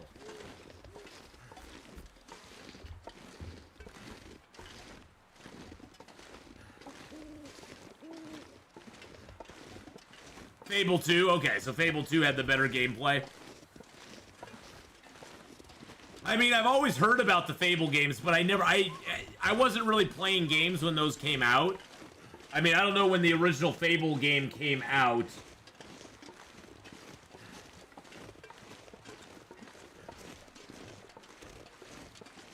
Well, it says 2014. That's the Fable anniversary. That's just when Fable Anniversary came out. When did Fable 2? Oh, you can't even get Fable 2. You can't even get Fable 2 on PC. So never mind. You can't even get it on PC, so never mind. It doesn't matter. It's a non-starter.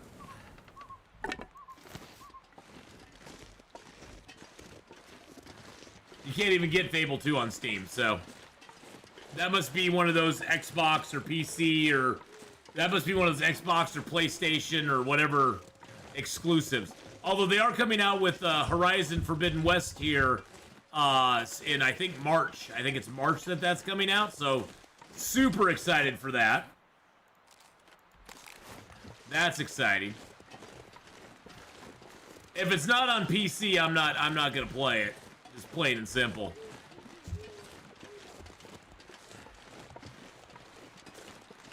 I don't have any other systems, so.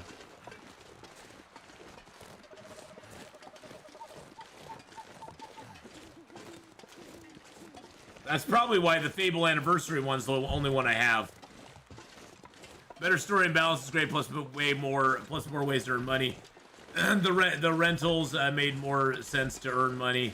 To get Fable 3, soon the money was too easy to get, and the combat was too overpowered. Yeah, you know, a lot of times as sequels to games come out, they tend to overpower them a lot, I found. Just because they're like, well, we want people to have an easier time with the game or whatever. It's like, yeah, well, you know what? People don't always want an easier time with the game. Sometimes people like games that are hard. Yeah, this was the cache that had the body, and I think the hacksaw was in here too. I think there was a hacksaw and some other stuff in here, which was kind of cool. All right, let's go ahead and get some sleep in here. Get up in the morning. We got a couple things we need to do.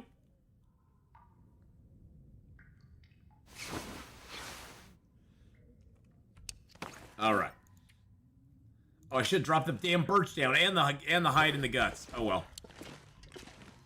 That's okay. We're gonna take those with us because we aren't gonna be moving around a lot. Yeah, we got a lot of water on us right now, and we got a lot of fuel too. Oh, I wanted to break that other lantern down as well. Doesn't have much oil in it, but we get a piece of metal for it. Plus too many paywalls and so much DLC for Fable 3 and needing other players to join you to earn the special doors. The Dogwood Fable 3 was good though. So they basically turned it into a multiplayer mess. I call games like that the multiplayer mess, where you're almost forced to play with other people just to get advancement in it, which kind of makes me go, yeah, I'm good. Yeah, I'm good.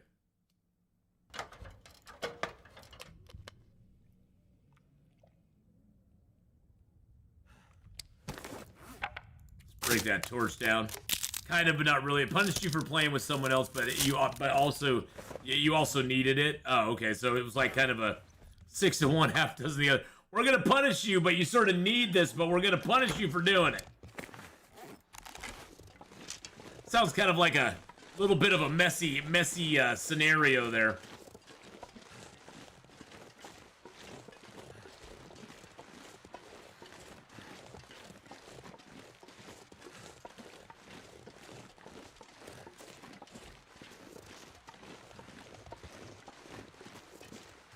All right, let's go down the hill, down to the Spence family home. Oh, shoot. You know what we needed to do, though? I don't think it's on here. Yeah, we need to map this up first. I forgot to do that. Forgot to map this place up first, so let's do that real quick. Yeah, if anyone had a DLC, everyone needed to have the same ones or could not join. Oh. Well, that's one way to get people to buy your stuff. Hey, Gaming Charlie, how you doing?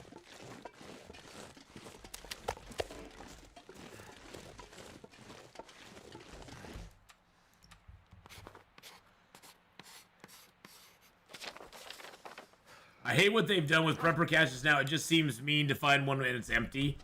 Well, you know, there's only in most games, John, there's 3 out of the 9 that will have stuff in them. There's 3 out of the 9 in Pilgrim, Voyager, and Stalker. 3 of the 9 will be fully loaded prepper caches. In Interloper, 1 out of 9 will have a tool and the prepper's pie recipe in it.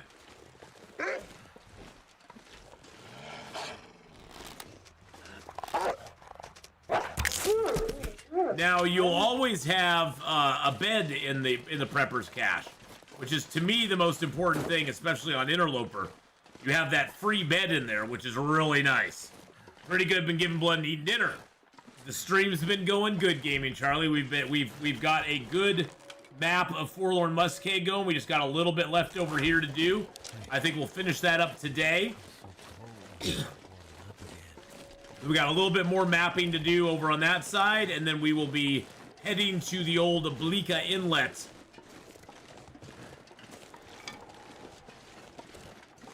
And I'm picking up more sticks, even though I can't carry them. Even though I'm already overweight, I'm just picking up sticks still. But, you know, the thing is, John Me, they now have 9 prepper caches in the world, where it used to be there was only 2 prepper caches that were possible, one in Pleasant Valley and one in Pleasant Valley and one in Mystery Lake, and those ones moved around, so you never knew where those ones were. You never knew where those ones were, so I actually like it a little bit better now.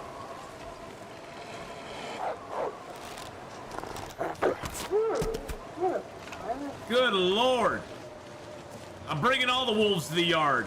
My meat smell brings all the wolves to the yard. Damn right, it's better than yours. But it used to be there was only 2 caches in the entire world, and they moved. They moved around in the zone. Now there are more caches, but they're fixed, and they're only in specific spots in each zone. So you don't have to hunt for them as much. And it used to be the prepper caches had the ones that you would find on you know, and you couldn't find any, and there were no caches in Interloper at all. That's the other thing. On Interloper, there were no caches at all. You could only find caches on Stalker, Pilgrim, and Voyager. So I kind of like what they've done now, because now You always have caches, but it's not necessarily guaranteed you're going to get anything in them. So, which I'm fine with. Okay, could I grab... Okay, get the guts, and then I want to pick the meat up. And then we're going to drop some sticks here. Like all of them. There we go. Now we're nice and light. Hello, world.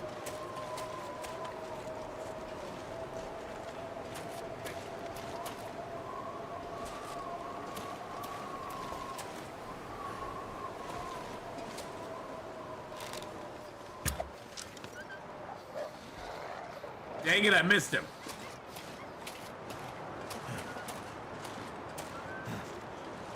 I went right over his head. It was a little high. A little on the high side.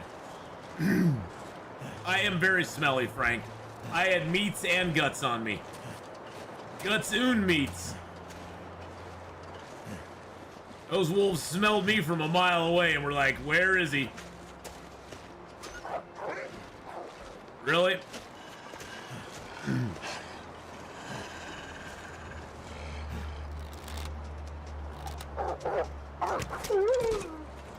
Come to me. Sing for me, wolves. Sing for me. Good Lord, look at them walking around out here. Stomping around like they own the place. There's a birch over here. Nice. Where's the beef? Exactly. I always pick up more sticks. Have I ever tried Grounded? Yes, I did. I did play Grounded for a little while. Little on the cartoony side for me. I like more. The graphics really didn't get me going. The gameplay was okay. I've heard it's gotten a lot better, but I'm not a big fan of fighting the bugs.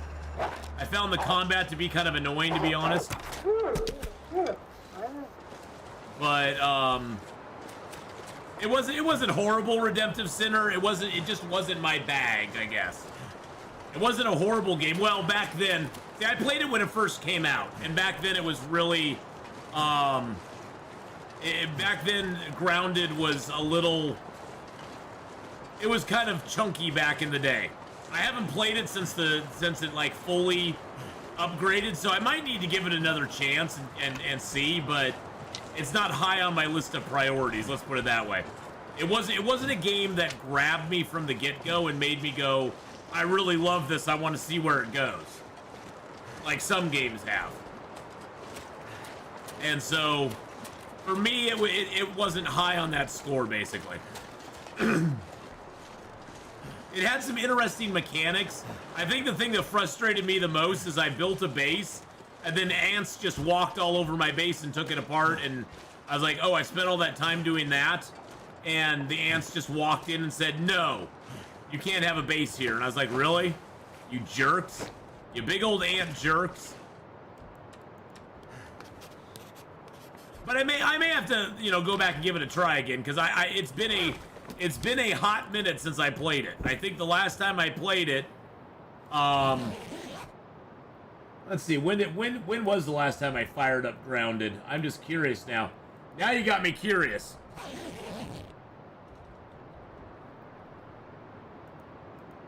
I last played it in July of 2020. July of 2020 is the last time I played Grounded. Again, Grounded also, the other downside that I saw with Grounded is Grounded seemed like much more of a play it with friends game than a play by yourself game. Which is not a bad thing, it's just not what I usually do. Hey, Bad Boy Gamer, how you doing? Just got back from taking the garbage out. Today for lunch, homemade soup and Mexican cornbread. Yum. Yummy. And so much like Raft, I was kind of like, it looks kind of fun, but it didn't play real well as a solo for me.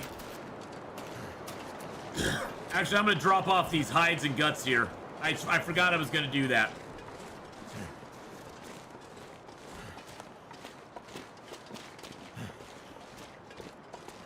Grounded came out at a time where the big push in gaming was to make the multiplayer game like the big thing. Like that's what everybody, you know, and you know, everything was geared towards, oh, you can play it solo, but it'll be much more fun if you play it with your friends. Which is a fine fine thing, but that's not what I usually do, so. I don't mind a game that plays fun with friends, but when that's like the main push of it, I'm kind of like, yeah, I'm good.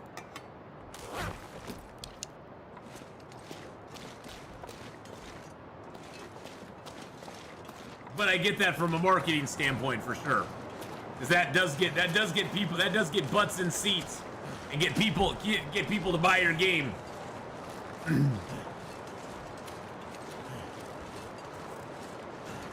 But like I said, Redemptive, I may need to go back and give Grounded another try, because it's been a few years. I know they've made a lot of updates and improvements to it, so I'm sure it's way better than it was back then.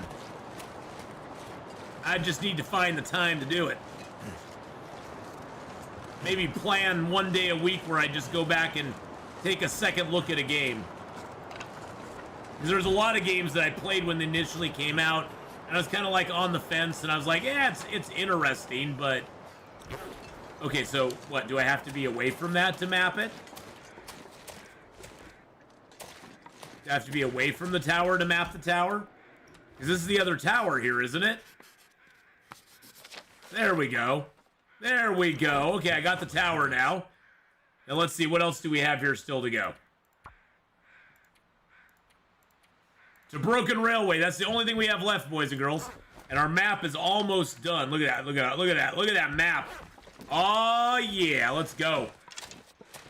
Let's do this.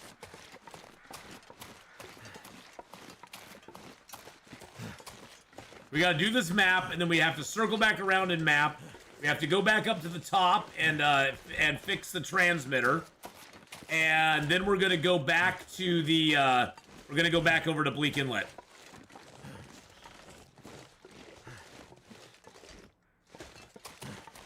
If you want to avoid getting your base messed with some spots to build and not be bothered, top of baseball on the fence top or on the rock near the pond.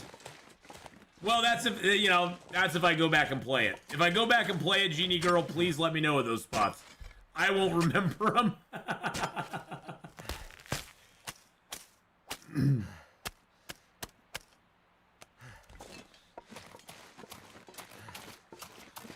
I probably won't remember them, to be honest. Ooh, there we go. Like that, like that.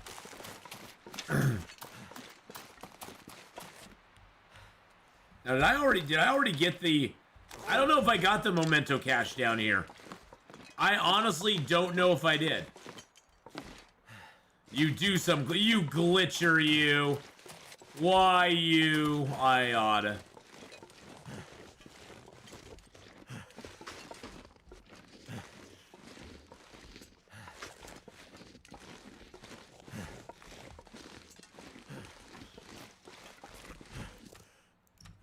Yeah, and you know, for me, Hercules, I'm not a big base builder.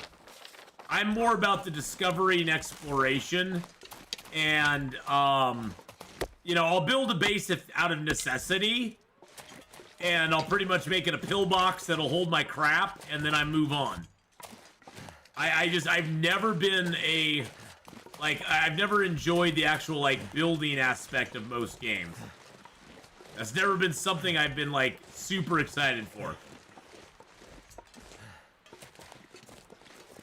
The Black Widow fight is fun. See, I don't know. I don't know how I feel about the spiders. Maybe that was what I didn't like about it. Maybe it's not like I have a fear of spiders. It's just the spiders are kind of creepy. I don't know. Can I get that entrance from here? I don't know if I can. There we go. Excellent. Okay, perfect. Now all we have left is that back there to map, and we're good to go. And we're good to go. Let's do this. Leroy Jenkins. My base is never out of necessity. Yeah, mine's always just out of necessity. I'm like, oh, I have to build a base? Okay, let's do it. Let's get a base built.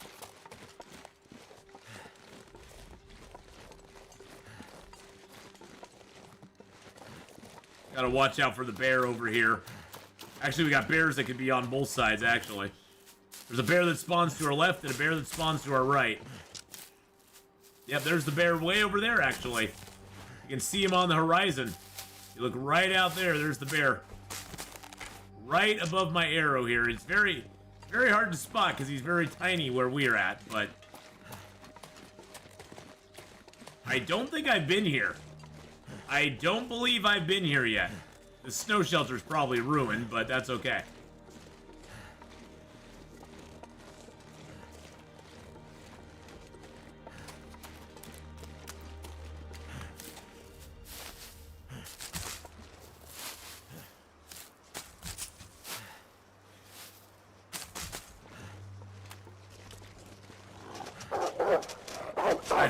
Okay, that was just a wolf. That was a ducky hug. I heard footprints, or I heard footsteps. I was like, what the hell's going on? What the hell's going on here?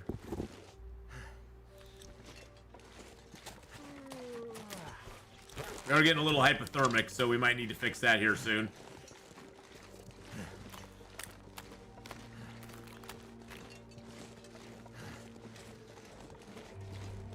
I wonder if I could put a snow shelter down here anywhere. That would be kind of a cool thing to do.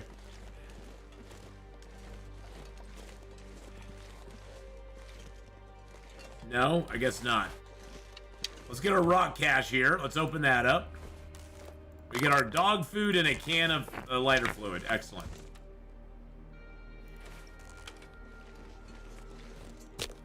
Let's get warmed up a little bit. Okay, I can't do it with that. Let's use some accelerant. Fire's life out here.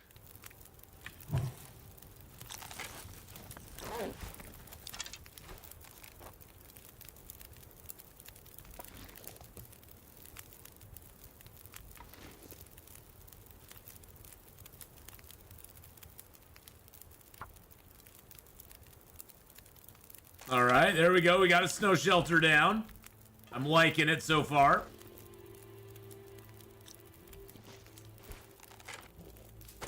Ah. There we go. Break down our arrow. Has anyone ever did a Long Dark player controlled game yet? A Long Dark player controlled game. Not sure what you mean. Like playing with a controller? I think Gameslift plays with a controller most of the time. I think he usually is on controller. Like he has the controller thing going. Oh, you know what we could make? You know what we could do?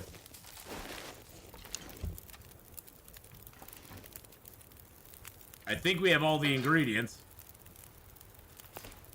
Yep, prepper's pie. There we go. Nice. Nice. Let's get that prepper's pie going, baby. I've done it with the stream loot stacks, yeah. I did that for a little while. It's just too chaotic for me, though, unfortunately. I can't. I have a hard time keeping up with it. I've done that. It was more of a. I tried it out. I didn't really enjoy it myself. And honestly, the returns on it were not that like. It just wasn't. It wasn't something I chose to continue doing. Let's just put it that way. I just did not choose to continue doing it. I did not find it as enjoyable as I thought I would. It literally made me want to not stream. So that was sort of telling me, yeah, probably not for me.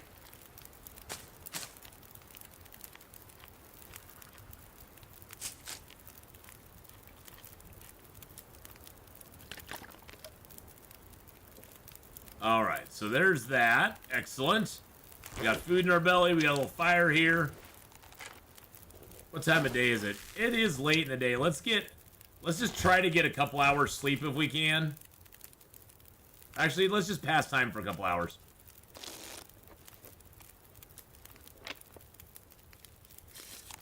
There we go. Now it's even later in the day.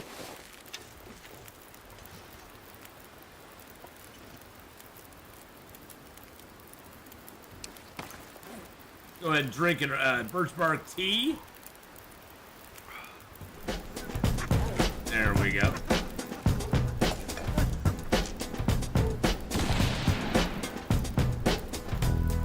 Phantom Sith with a 37-month resub.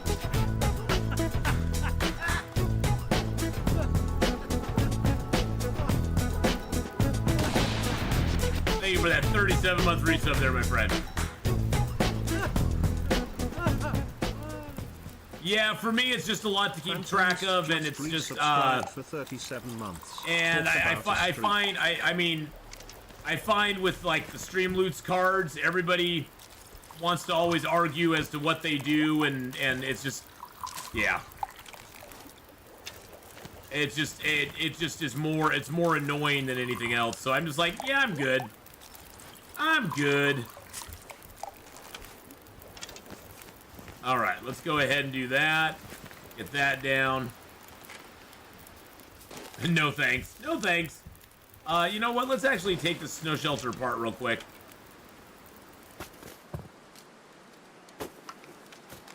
Oh, my fire was going out anyway. That's fantastic. Might have to drop some gear. Yeah, I don't think any of my viewers would drop hundreds of dollars to spawn Leviathans in, so.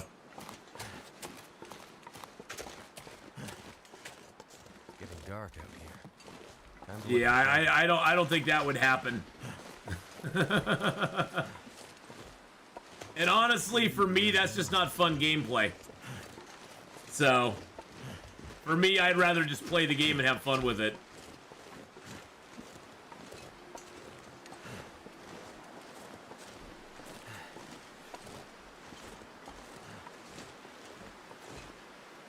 Exactly, exactly. Yeah, you like me, you ain't spending that much money on me.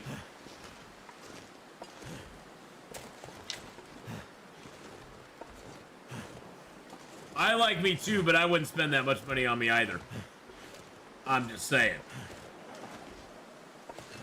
Okay, how do I get it? I know there's a way up over here.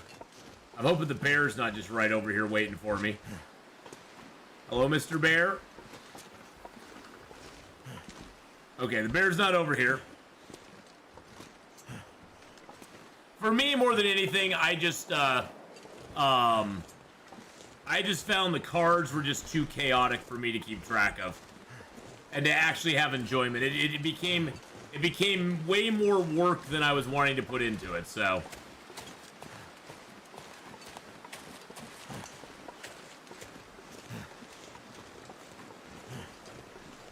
Who's a well-known Subnautica speedrunner? See, I have never understood I've never understood the appeal of speedrunning a game. I don't get it. I understand it's very popular to a lot of people, but I enjoy. I mean, for me, it's about the experience and the journey. You know, how fast I get there, doesn't really matter to me. The joy is breaking the game. I guess. I guess. Again, I just don't get it. My brain just doesn't work that way, I guess. I'd rather sit here and look at the sunset for 20 minutes than speedrun a game in 20 minutes. I think watching the sunset's way better, so. Yeah, it depends on the person. It's like, you know, some people like country music, other people like rap music, other people like, you know, metal music. You know, it's just like that with games. Some people like speedrunning stuff. Some people like other stuff, you know, that is more story-based. Some people like shooters. It all comes down to what, you know, I mean, I watched a little bit of,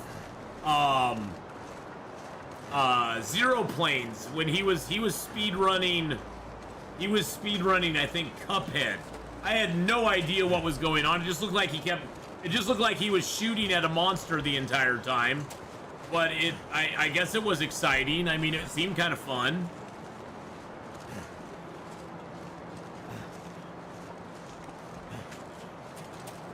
It seemed kind of interesting, I guess. He had like a whole timer thing going on that was showing what his average time was and his better time, or what he had to get below a certain time past the boss mob to make it a positive or something. I don't know what it was. I didn't quite get it. I just watched it. I was like, okay, interesting.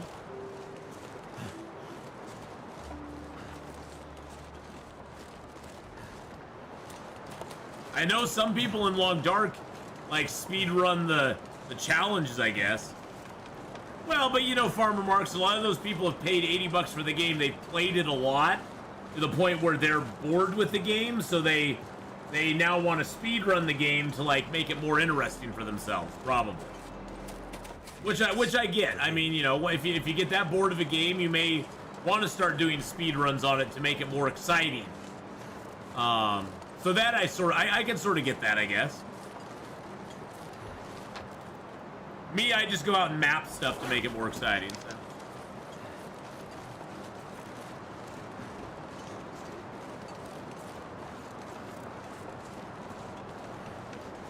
I just map stuff up. The only one I would speedrun if I did is Dark Walker, since it's my favorite challenge. But this time is already maxed out. Dark Walker is an interesting one for sure. I think that's the thing that bothers me the most about the Dark Walker is you're basically forced to speedrun it. I want to go explore in the Dark Walker. I want to go look in the houses and stuff. I mean, I'm curious what's inside of them. I wish the Dark Walker didn't have the fog. If there was no fog in the Dark Walker, I would actually try to do a longer run in Dark Walker. See, that's what I do. I do the opposite. So.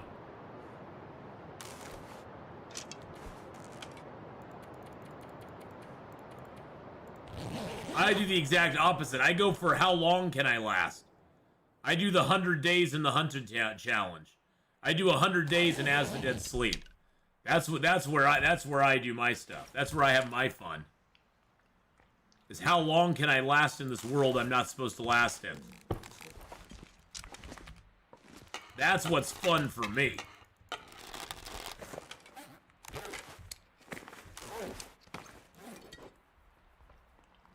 Yeah, let's drink down a couple birch bark teas. Yum yum. That'll get our health back for us. And it's not like I don't have 10 more birch bark teas, plus a whole bunch of birch bark teas in my thermoses as well. I guess I can drop that. Get that curing. A TAS tool assets speed run could only gain the 38 seconds and everything has to be perfect. So not for As the Dead Sleep would be the only one that could be beat. I don't even know what a TSA tool asset. I have no idea what any of that is. I am not the tech person you're looking for. I have no idea what that even is. Sounds like something that cheats. Sounds like a cheat. It doesn't sound. It sounds like no fun to me. It's like, okay, that's not okay. It's like, okay, whatever. A computer does. Well, that's why a computer does it. That's why I don't know what it is. The computers do that stuff. Them computers are taking over the world. They got them pewters up in the sky taking over the world from us.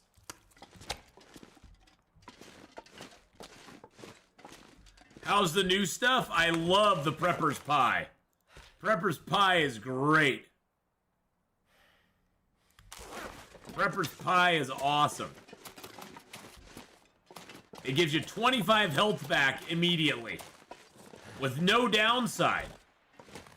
Well, you lose a little bit of weight carry, but no downside other than that. Now, to get Prepper's Pie, you have to first of all find the recipe. The recipe is in one of the 9 bunkers scattered throughout the world. And those are the pre-built bunkers. These bunkers like this one here, right above the old Spence family homestead. But first of all, you got to find the recipe in one of those bunkers. And then you have to have cooking 5 to make it. And then you have to find the ingredients for it as well.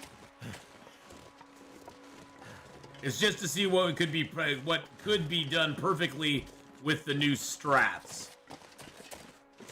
Okay.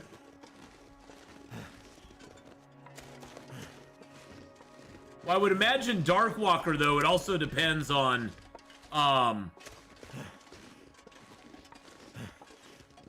Darkwalker, I would imagine you don't spawn in the same spot on Darkwalker every time, do you?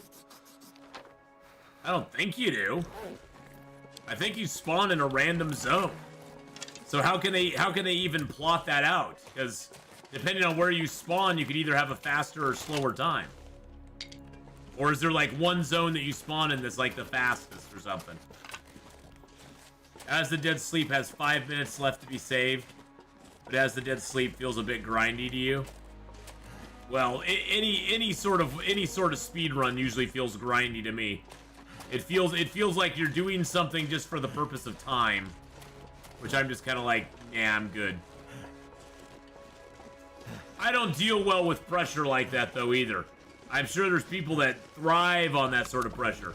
Me, I'm not one of them.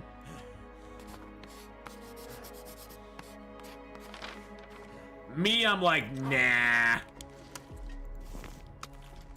What are the ingredients for the prepper's pie? You have to have an acorn ground. You have to have one of these. You have to have an acorn ground. You have to have 2 burdock root, 4 mushrooms, not prepared. You have to have some salt and water. So. Hey, look, there's feathers. Hello, Mr. Feather. Oh, look, there's food. Hello, Mr. Food.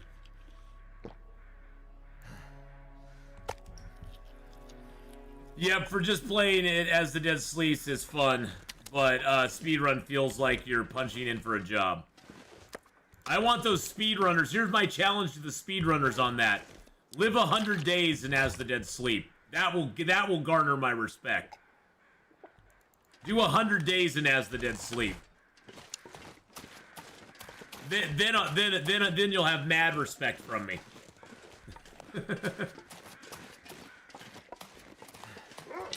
Excuse me! Excuse me, sir! I was not talking to you.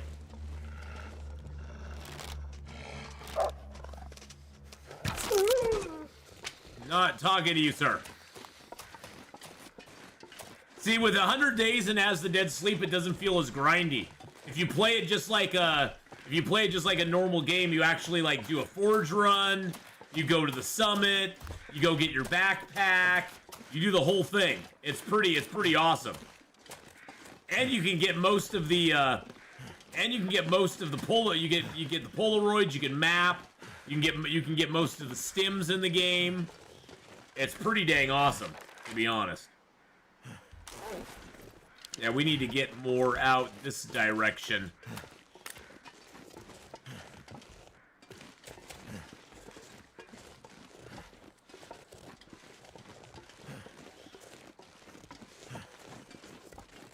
Let's get out. Let's get out here. Is there a way to make it always blizzard in the game? You can't do all the time blizzards. You can make the settings really difficult as far as like you'll have more of a chance of getting a blizzard and you'll have more wind, you'll have more weather variability, which I guess would give you more blizzards and stuff. But there's not a way to actually program it to be all blizzards all the time. Forever Night is a thing in it, or the Endless Night, or whatever they're calling it. That is a thing that you can do. But they don't have a way to make it all blizzards all the time. And if it was all blizzards all the time, that would be kind of annoying because no animals are out during blizzards, so it'd be a rather short game, I guess, because you'd have no point. There'd be no point in hunting. I guess you could put out some rabbit traps. You might get some rabbits and rabbit traps during blizzards. I don't know if that's a thing or not, though.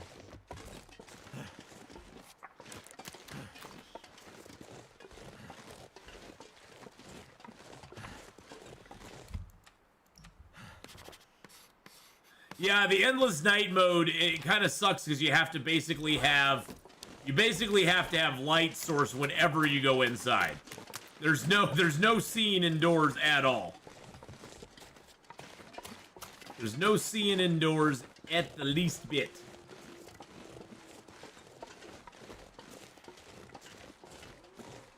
I should have mapped this when we were over here. I didn't even notice it, but this section here is like off of this big island over here.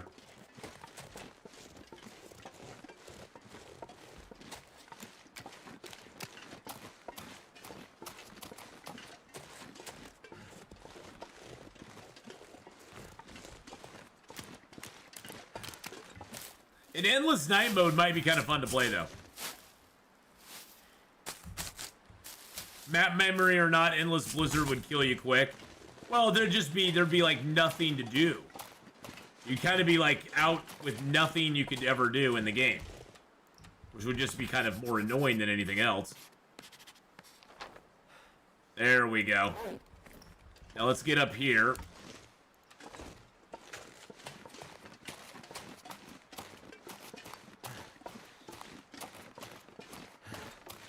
Build a little fire here.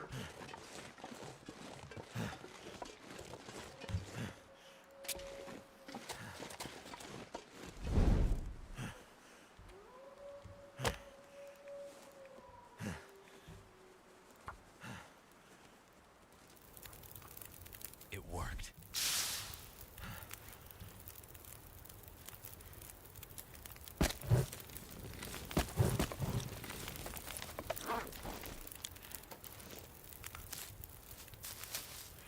There we go.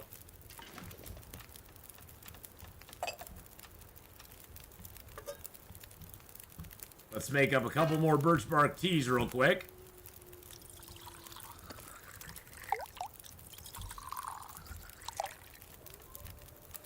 Let's drink a birch bark tea first. There we go. And then we'll cook those. And that will allow us to drink another one.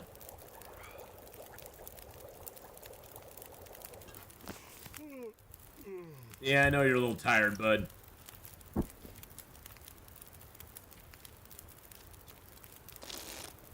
You're a little warmed up there. Perfect. Let's make another couple birch bark teas. We have so much birch bark, it's insane. We'll drink up another birch bark tea. That'll give us a little more health regen. Now that we're warm... Nope. Now that we're warm, we will map here a little bit. There we go. Okay, perfect. Yeah, we're like right here on that island.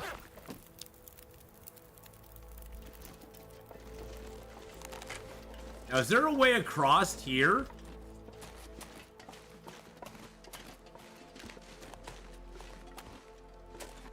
It actually looks like there is. There's some places in Forlorn Muskeg that I've never actually tried to cross. Because you usually don't end up on that island. Unless you're mapping, you don't.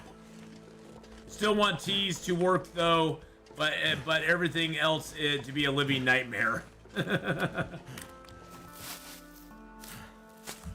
Well, the long dark genie girl in a lot of ways is a living nightmare, so. Just turn off all health regen. That makes it loads of fun. Turn off all health regen and then you can go to town.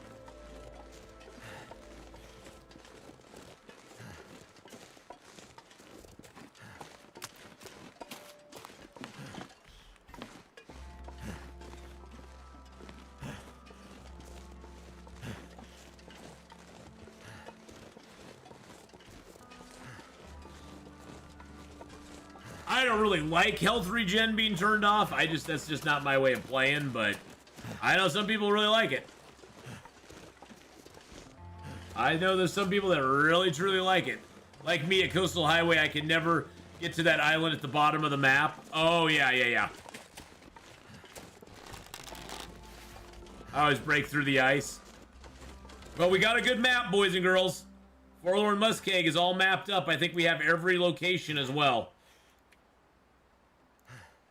I think we got all the surveyed locations for Forlorn Muskeg now. Yep, we got 14 to 14. Beautiful.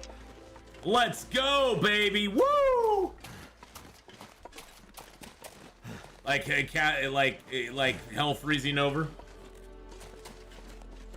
I think it'd be great if they had, you know, you can set it harder than Interloper. They just honestly, Genie Girl, they have no desire in making another level harder than Interloper.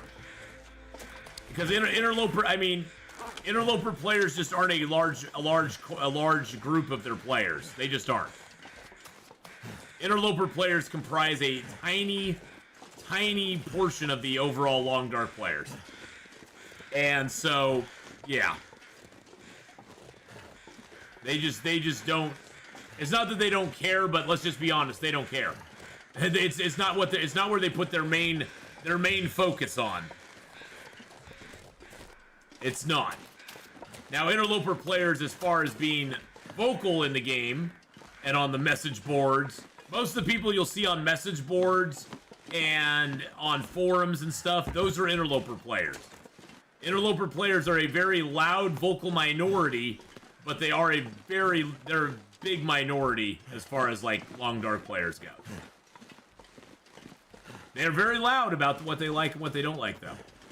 And I'm very loud about what I like and don't like, too. And honestly, Hinterland's always treated us pretty well. I know some people are always like, no, they never give us any love, but they you know, they do their best. They got a lot to work on. I don't think they'll ever come out with a harder than Interloper difficulty, though. I mean, it used to be that Interloper wasn't even in the game. There was Stalker was the most difficult difficulty in the game. That was the hardest difficulty.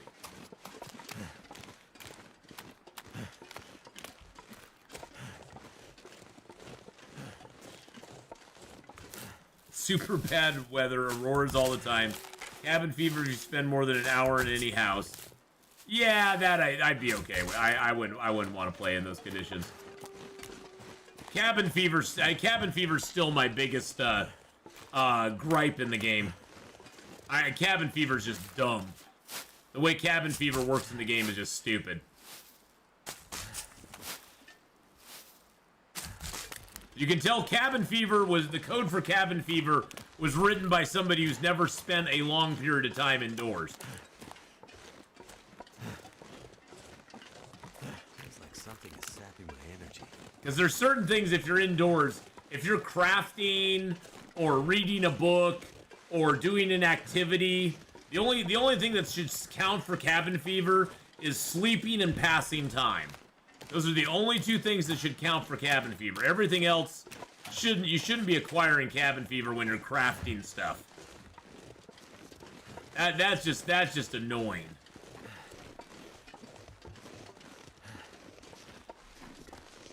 Yeah, it's ironic when you're a coder, exactly. And you're spending probably 90% of your time indoors. You should know just from instinct, Phantom Sith, you should just know that, oh, as long as I'm keeping my mind active, being cooped up inside is not that big of a deal.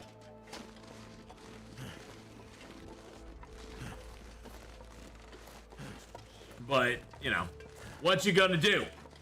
What you gonna do when the 16-inch pythons run wild on you? All right, we're gonna go fix up that tower up there. We got our metal on us. I do have some carry weight, so we'll grab what's in this cave up here too. Take it to the cave to Bleak Inlet and drop it there. First zone in the game, your lifespan was measured in hours back in the beginning. Let me build, repair, and study in peace. In peace.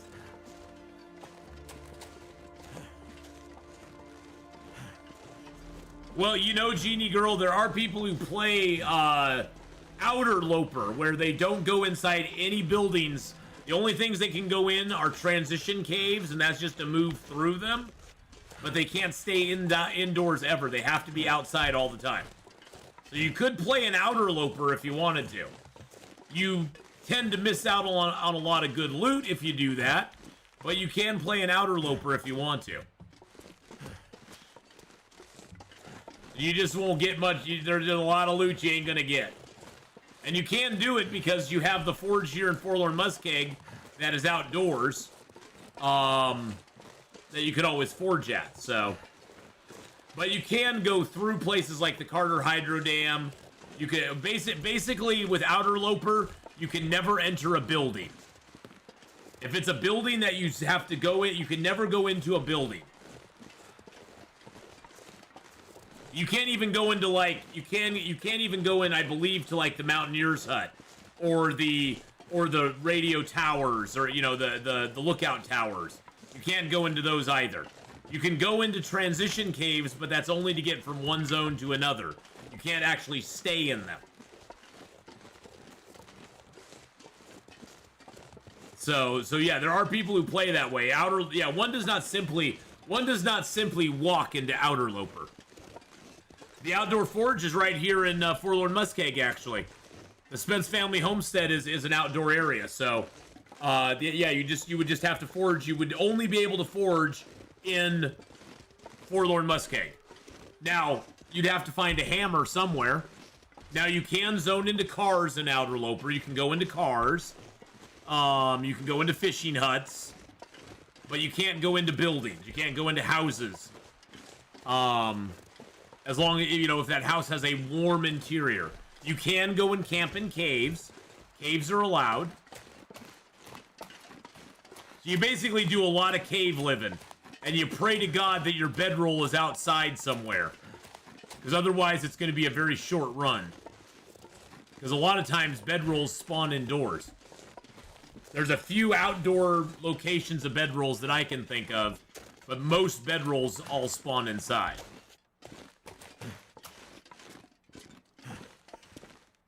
So getting that bedroll, you might have trouble with that bedroll.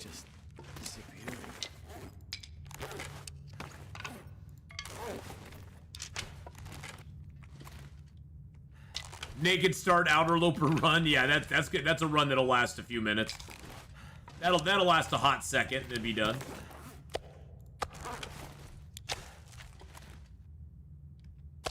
Let's just say I wouldn't want to play that. Hey, Jordo, how's it going? All right. Well, boys and girls, we have finished up our mapping of this area, which is really awesome. I'm super pleased by that. We are super tired, though, right now, too, so... Can I really not put that down there? Really? Really? That's annoying. So, guess what? We're going to be off to Bleak Inlet soon. Put that there. Excellent. Excellent. Can I put my bedroll here? Nice. Beautiful. Today I passed my best Loper run. That's awesome. Oh, that's awesome. Congratulations, Jordo. That's really, really cool. Are beards more popular or less popular than they were 20 years ago? I don't know. Are beards more or less popular than they were 20 years ago, boys and girls?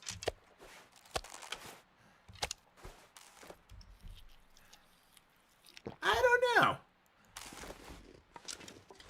My previous was 94. I made it today 102. Oh, that's awesome. Congratulations, buddy. Very happy for you. More popular nowadays? Okay.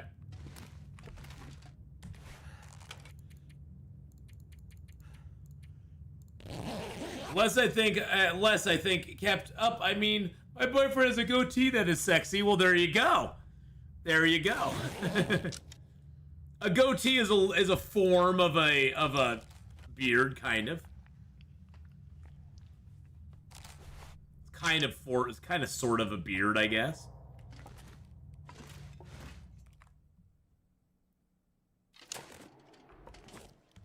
The Chad meme, Duck Dynasty Viking series. Well, that's what we're here for, Jordo, is to help people learn more about the game, you know? All right, so it's midnight, mid-area, so we're gonna chop that up. we are going to be switching over games here pretty quick, boys and girls, and playing some State of Decay 2. In just a brief moment here. I'm going to also be taking a short little bathroom break, as well as, oh, that's weird. Those moved. That's weird that everything moved in here. I'm going to take a short little bathroom break, go grab a snackety-boo and a drink. Drop all those in here, too.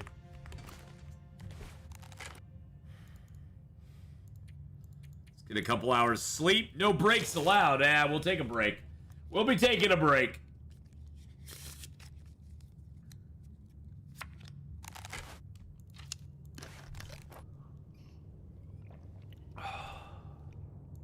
No break for you. All right, let's get some rest here. So, thank you everybody for joining me for Long Dark today, especially on the YouTube side. Thank you so much, especially here on Twitch. Thank you so much, everybody. I'm going to kick off the YouTube stream. I'm going to stop that. We'll restart it here in a second with State of Decay 2 when I get back from my break. Twitch-wise, stick around. We're going to be going straight through. We're just going to take a short little break here and be right back. So bye-bye to YouTube. I'll see you all in a minute. If you're interested in State of Decay 2, tune back in like 4 or 5 minutes and we'll be back live with our State of Decay 2 fun. So bye to YouTube for now. There we go. And now I can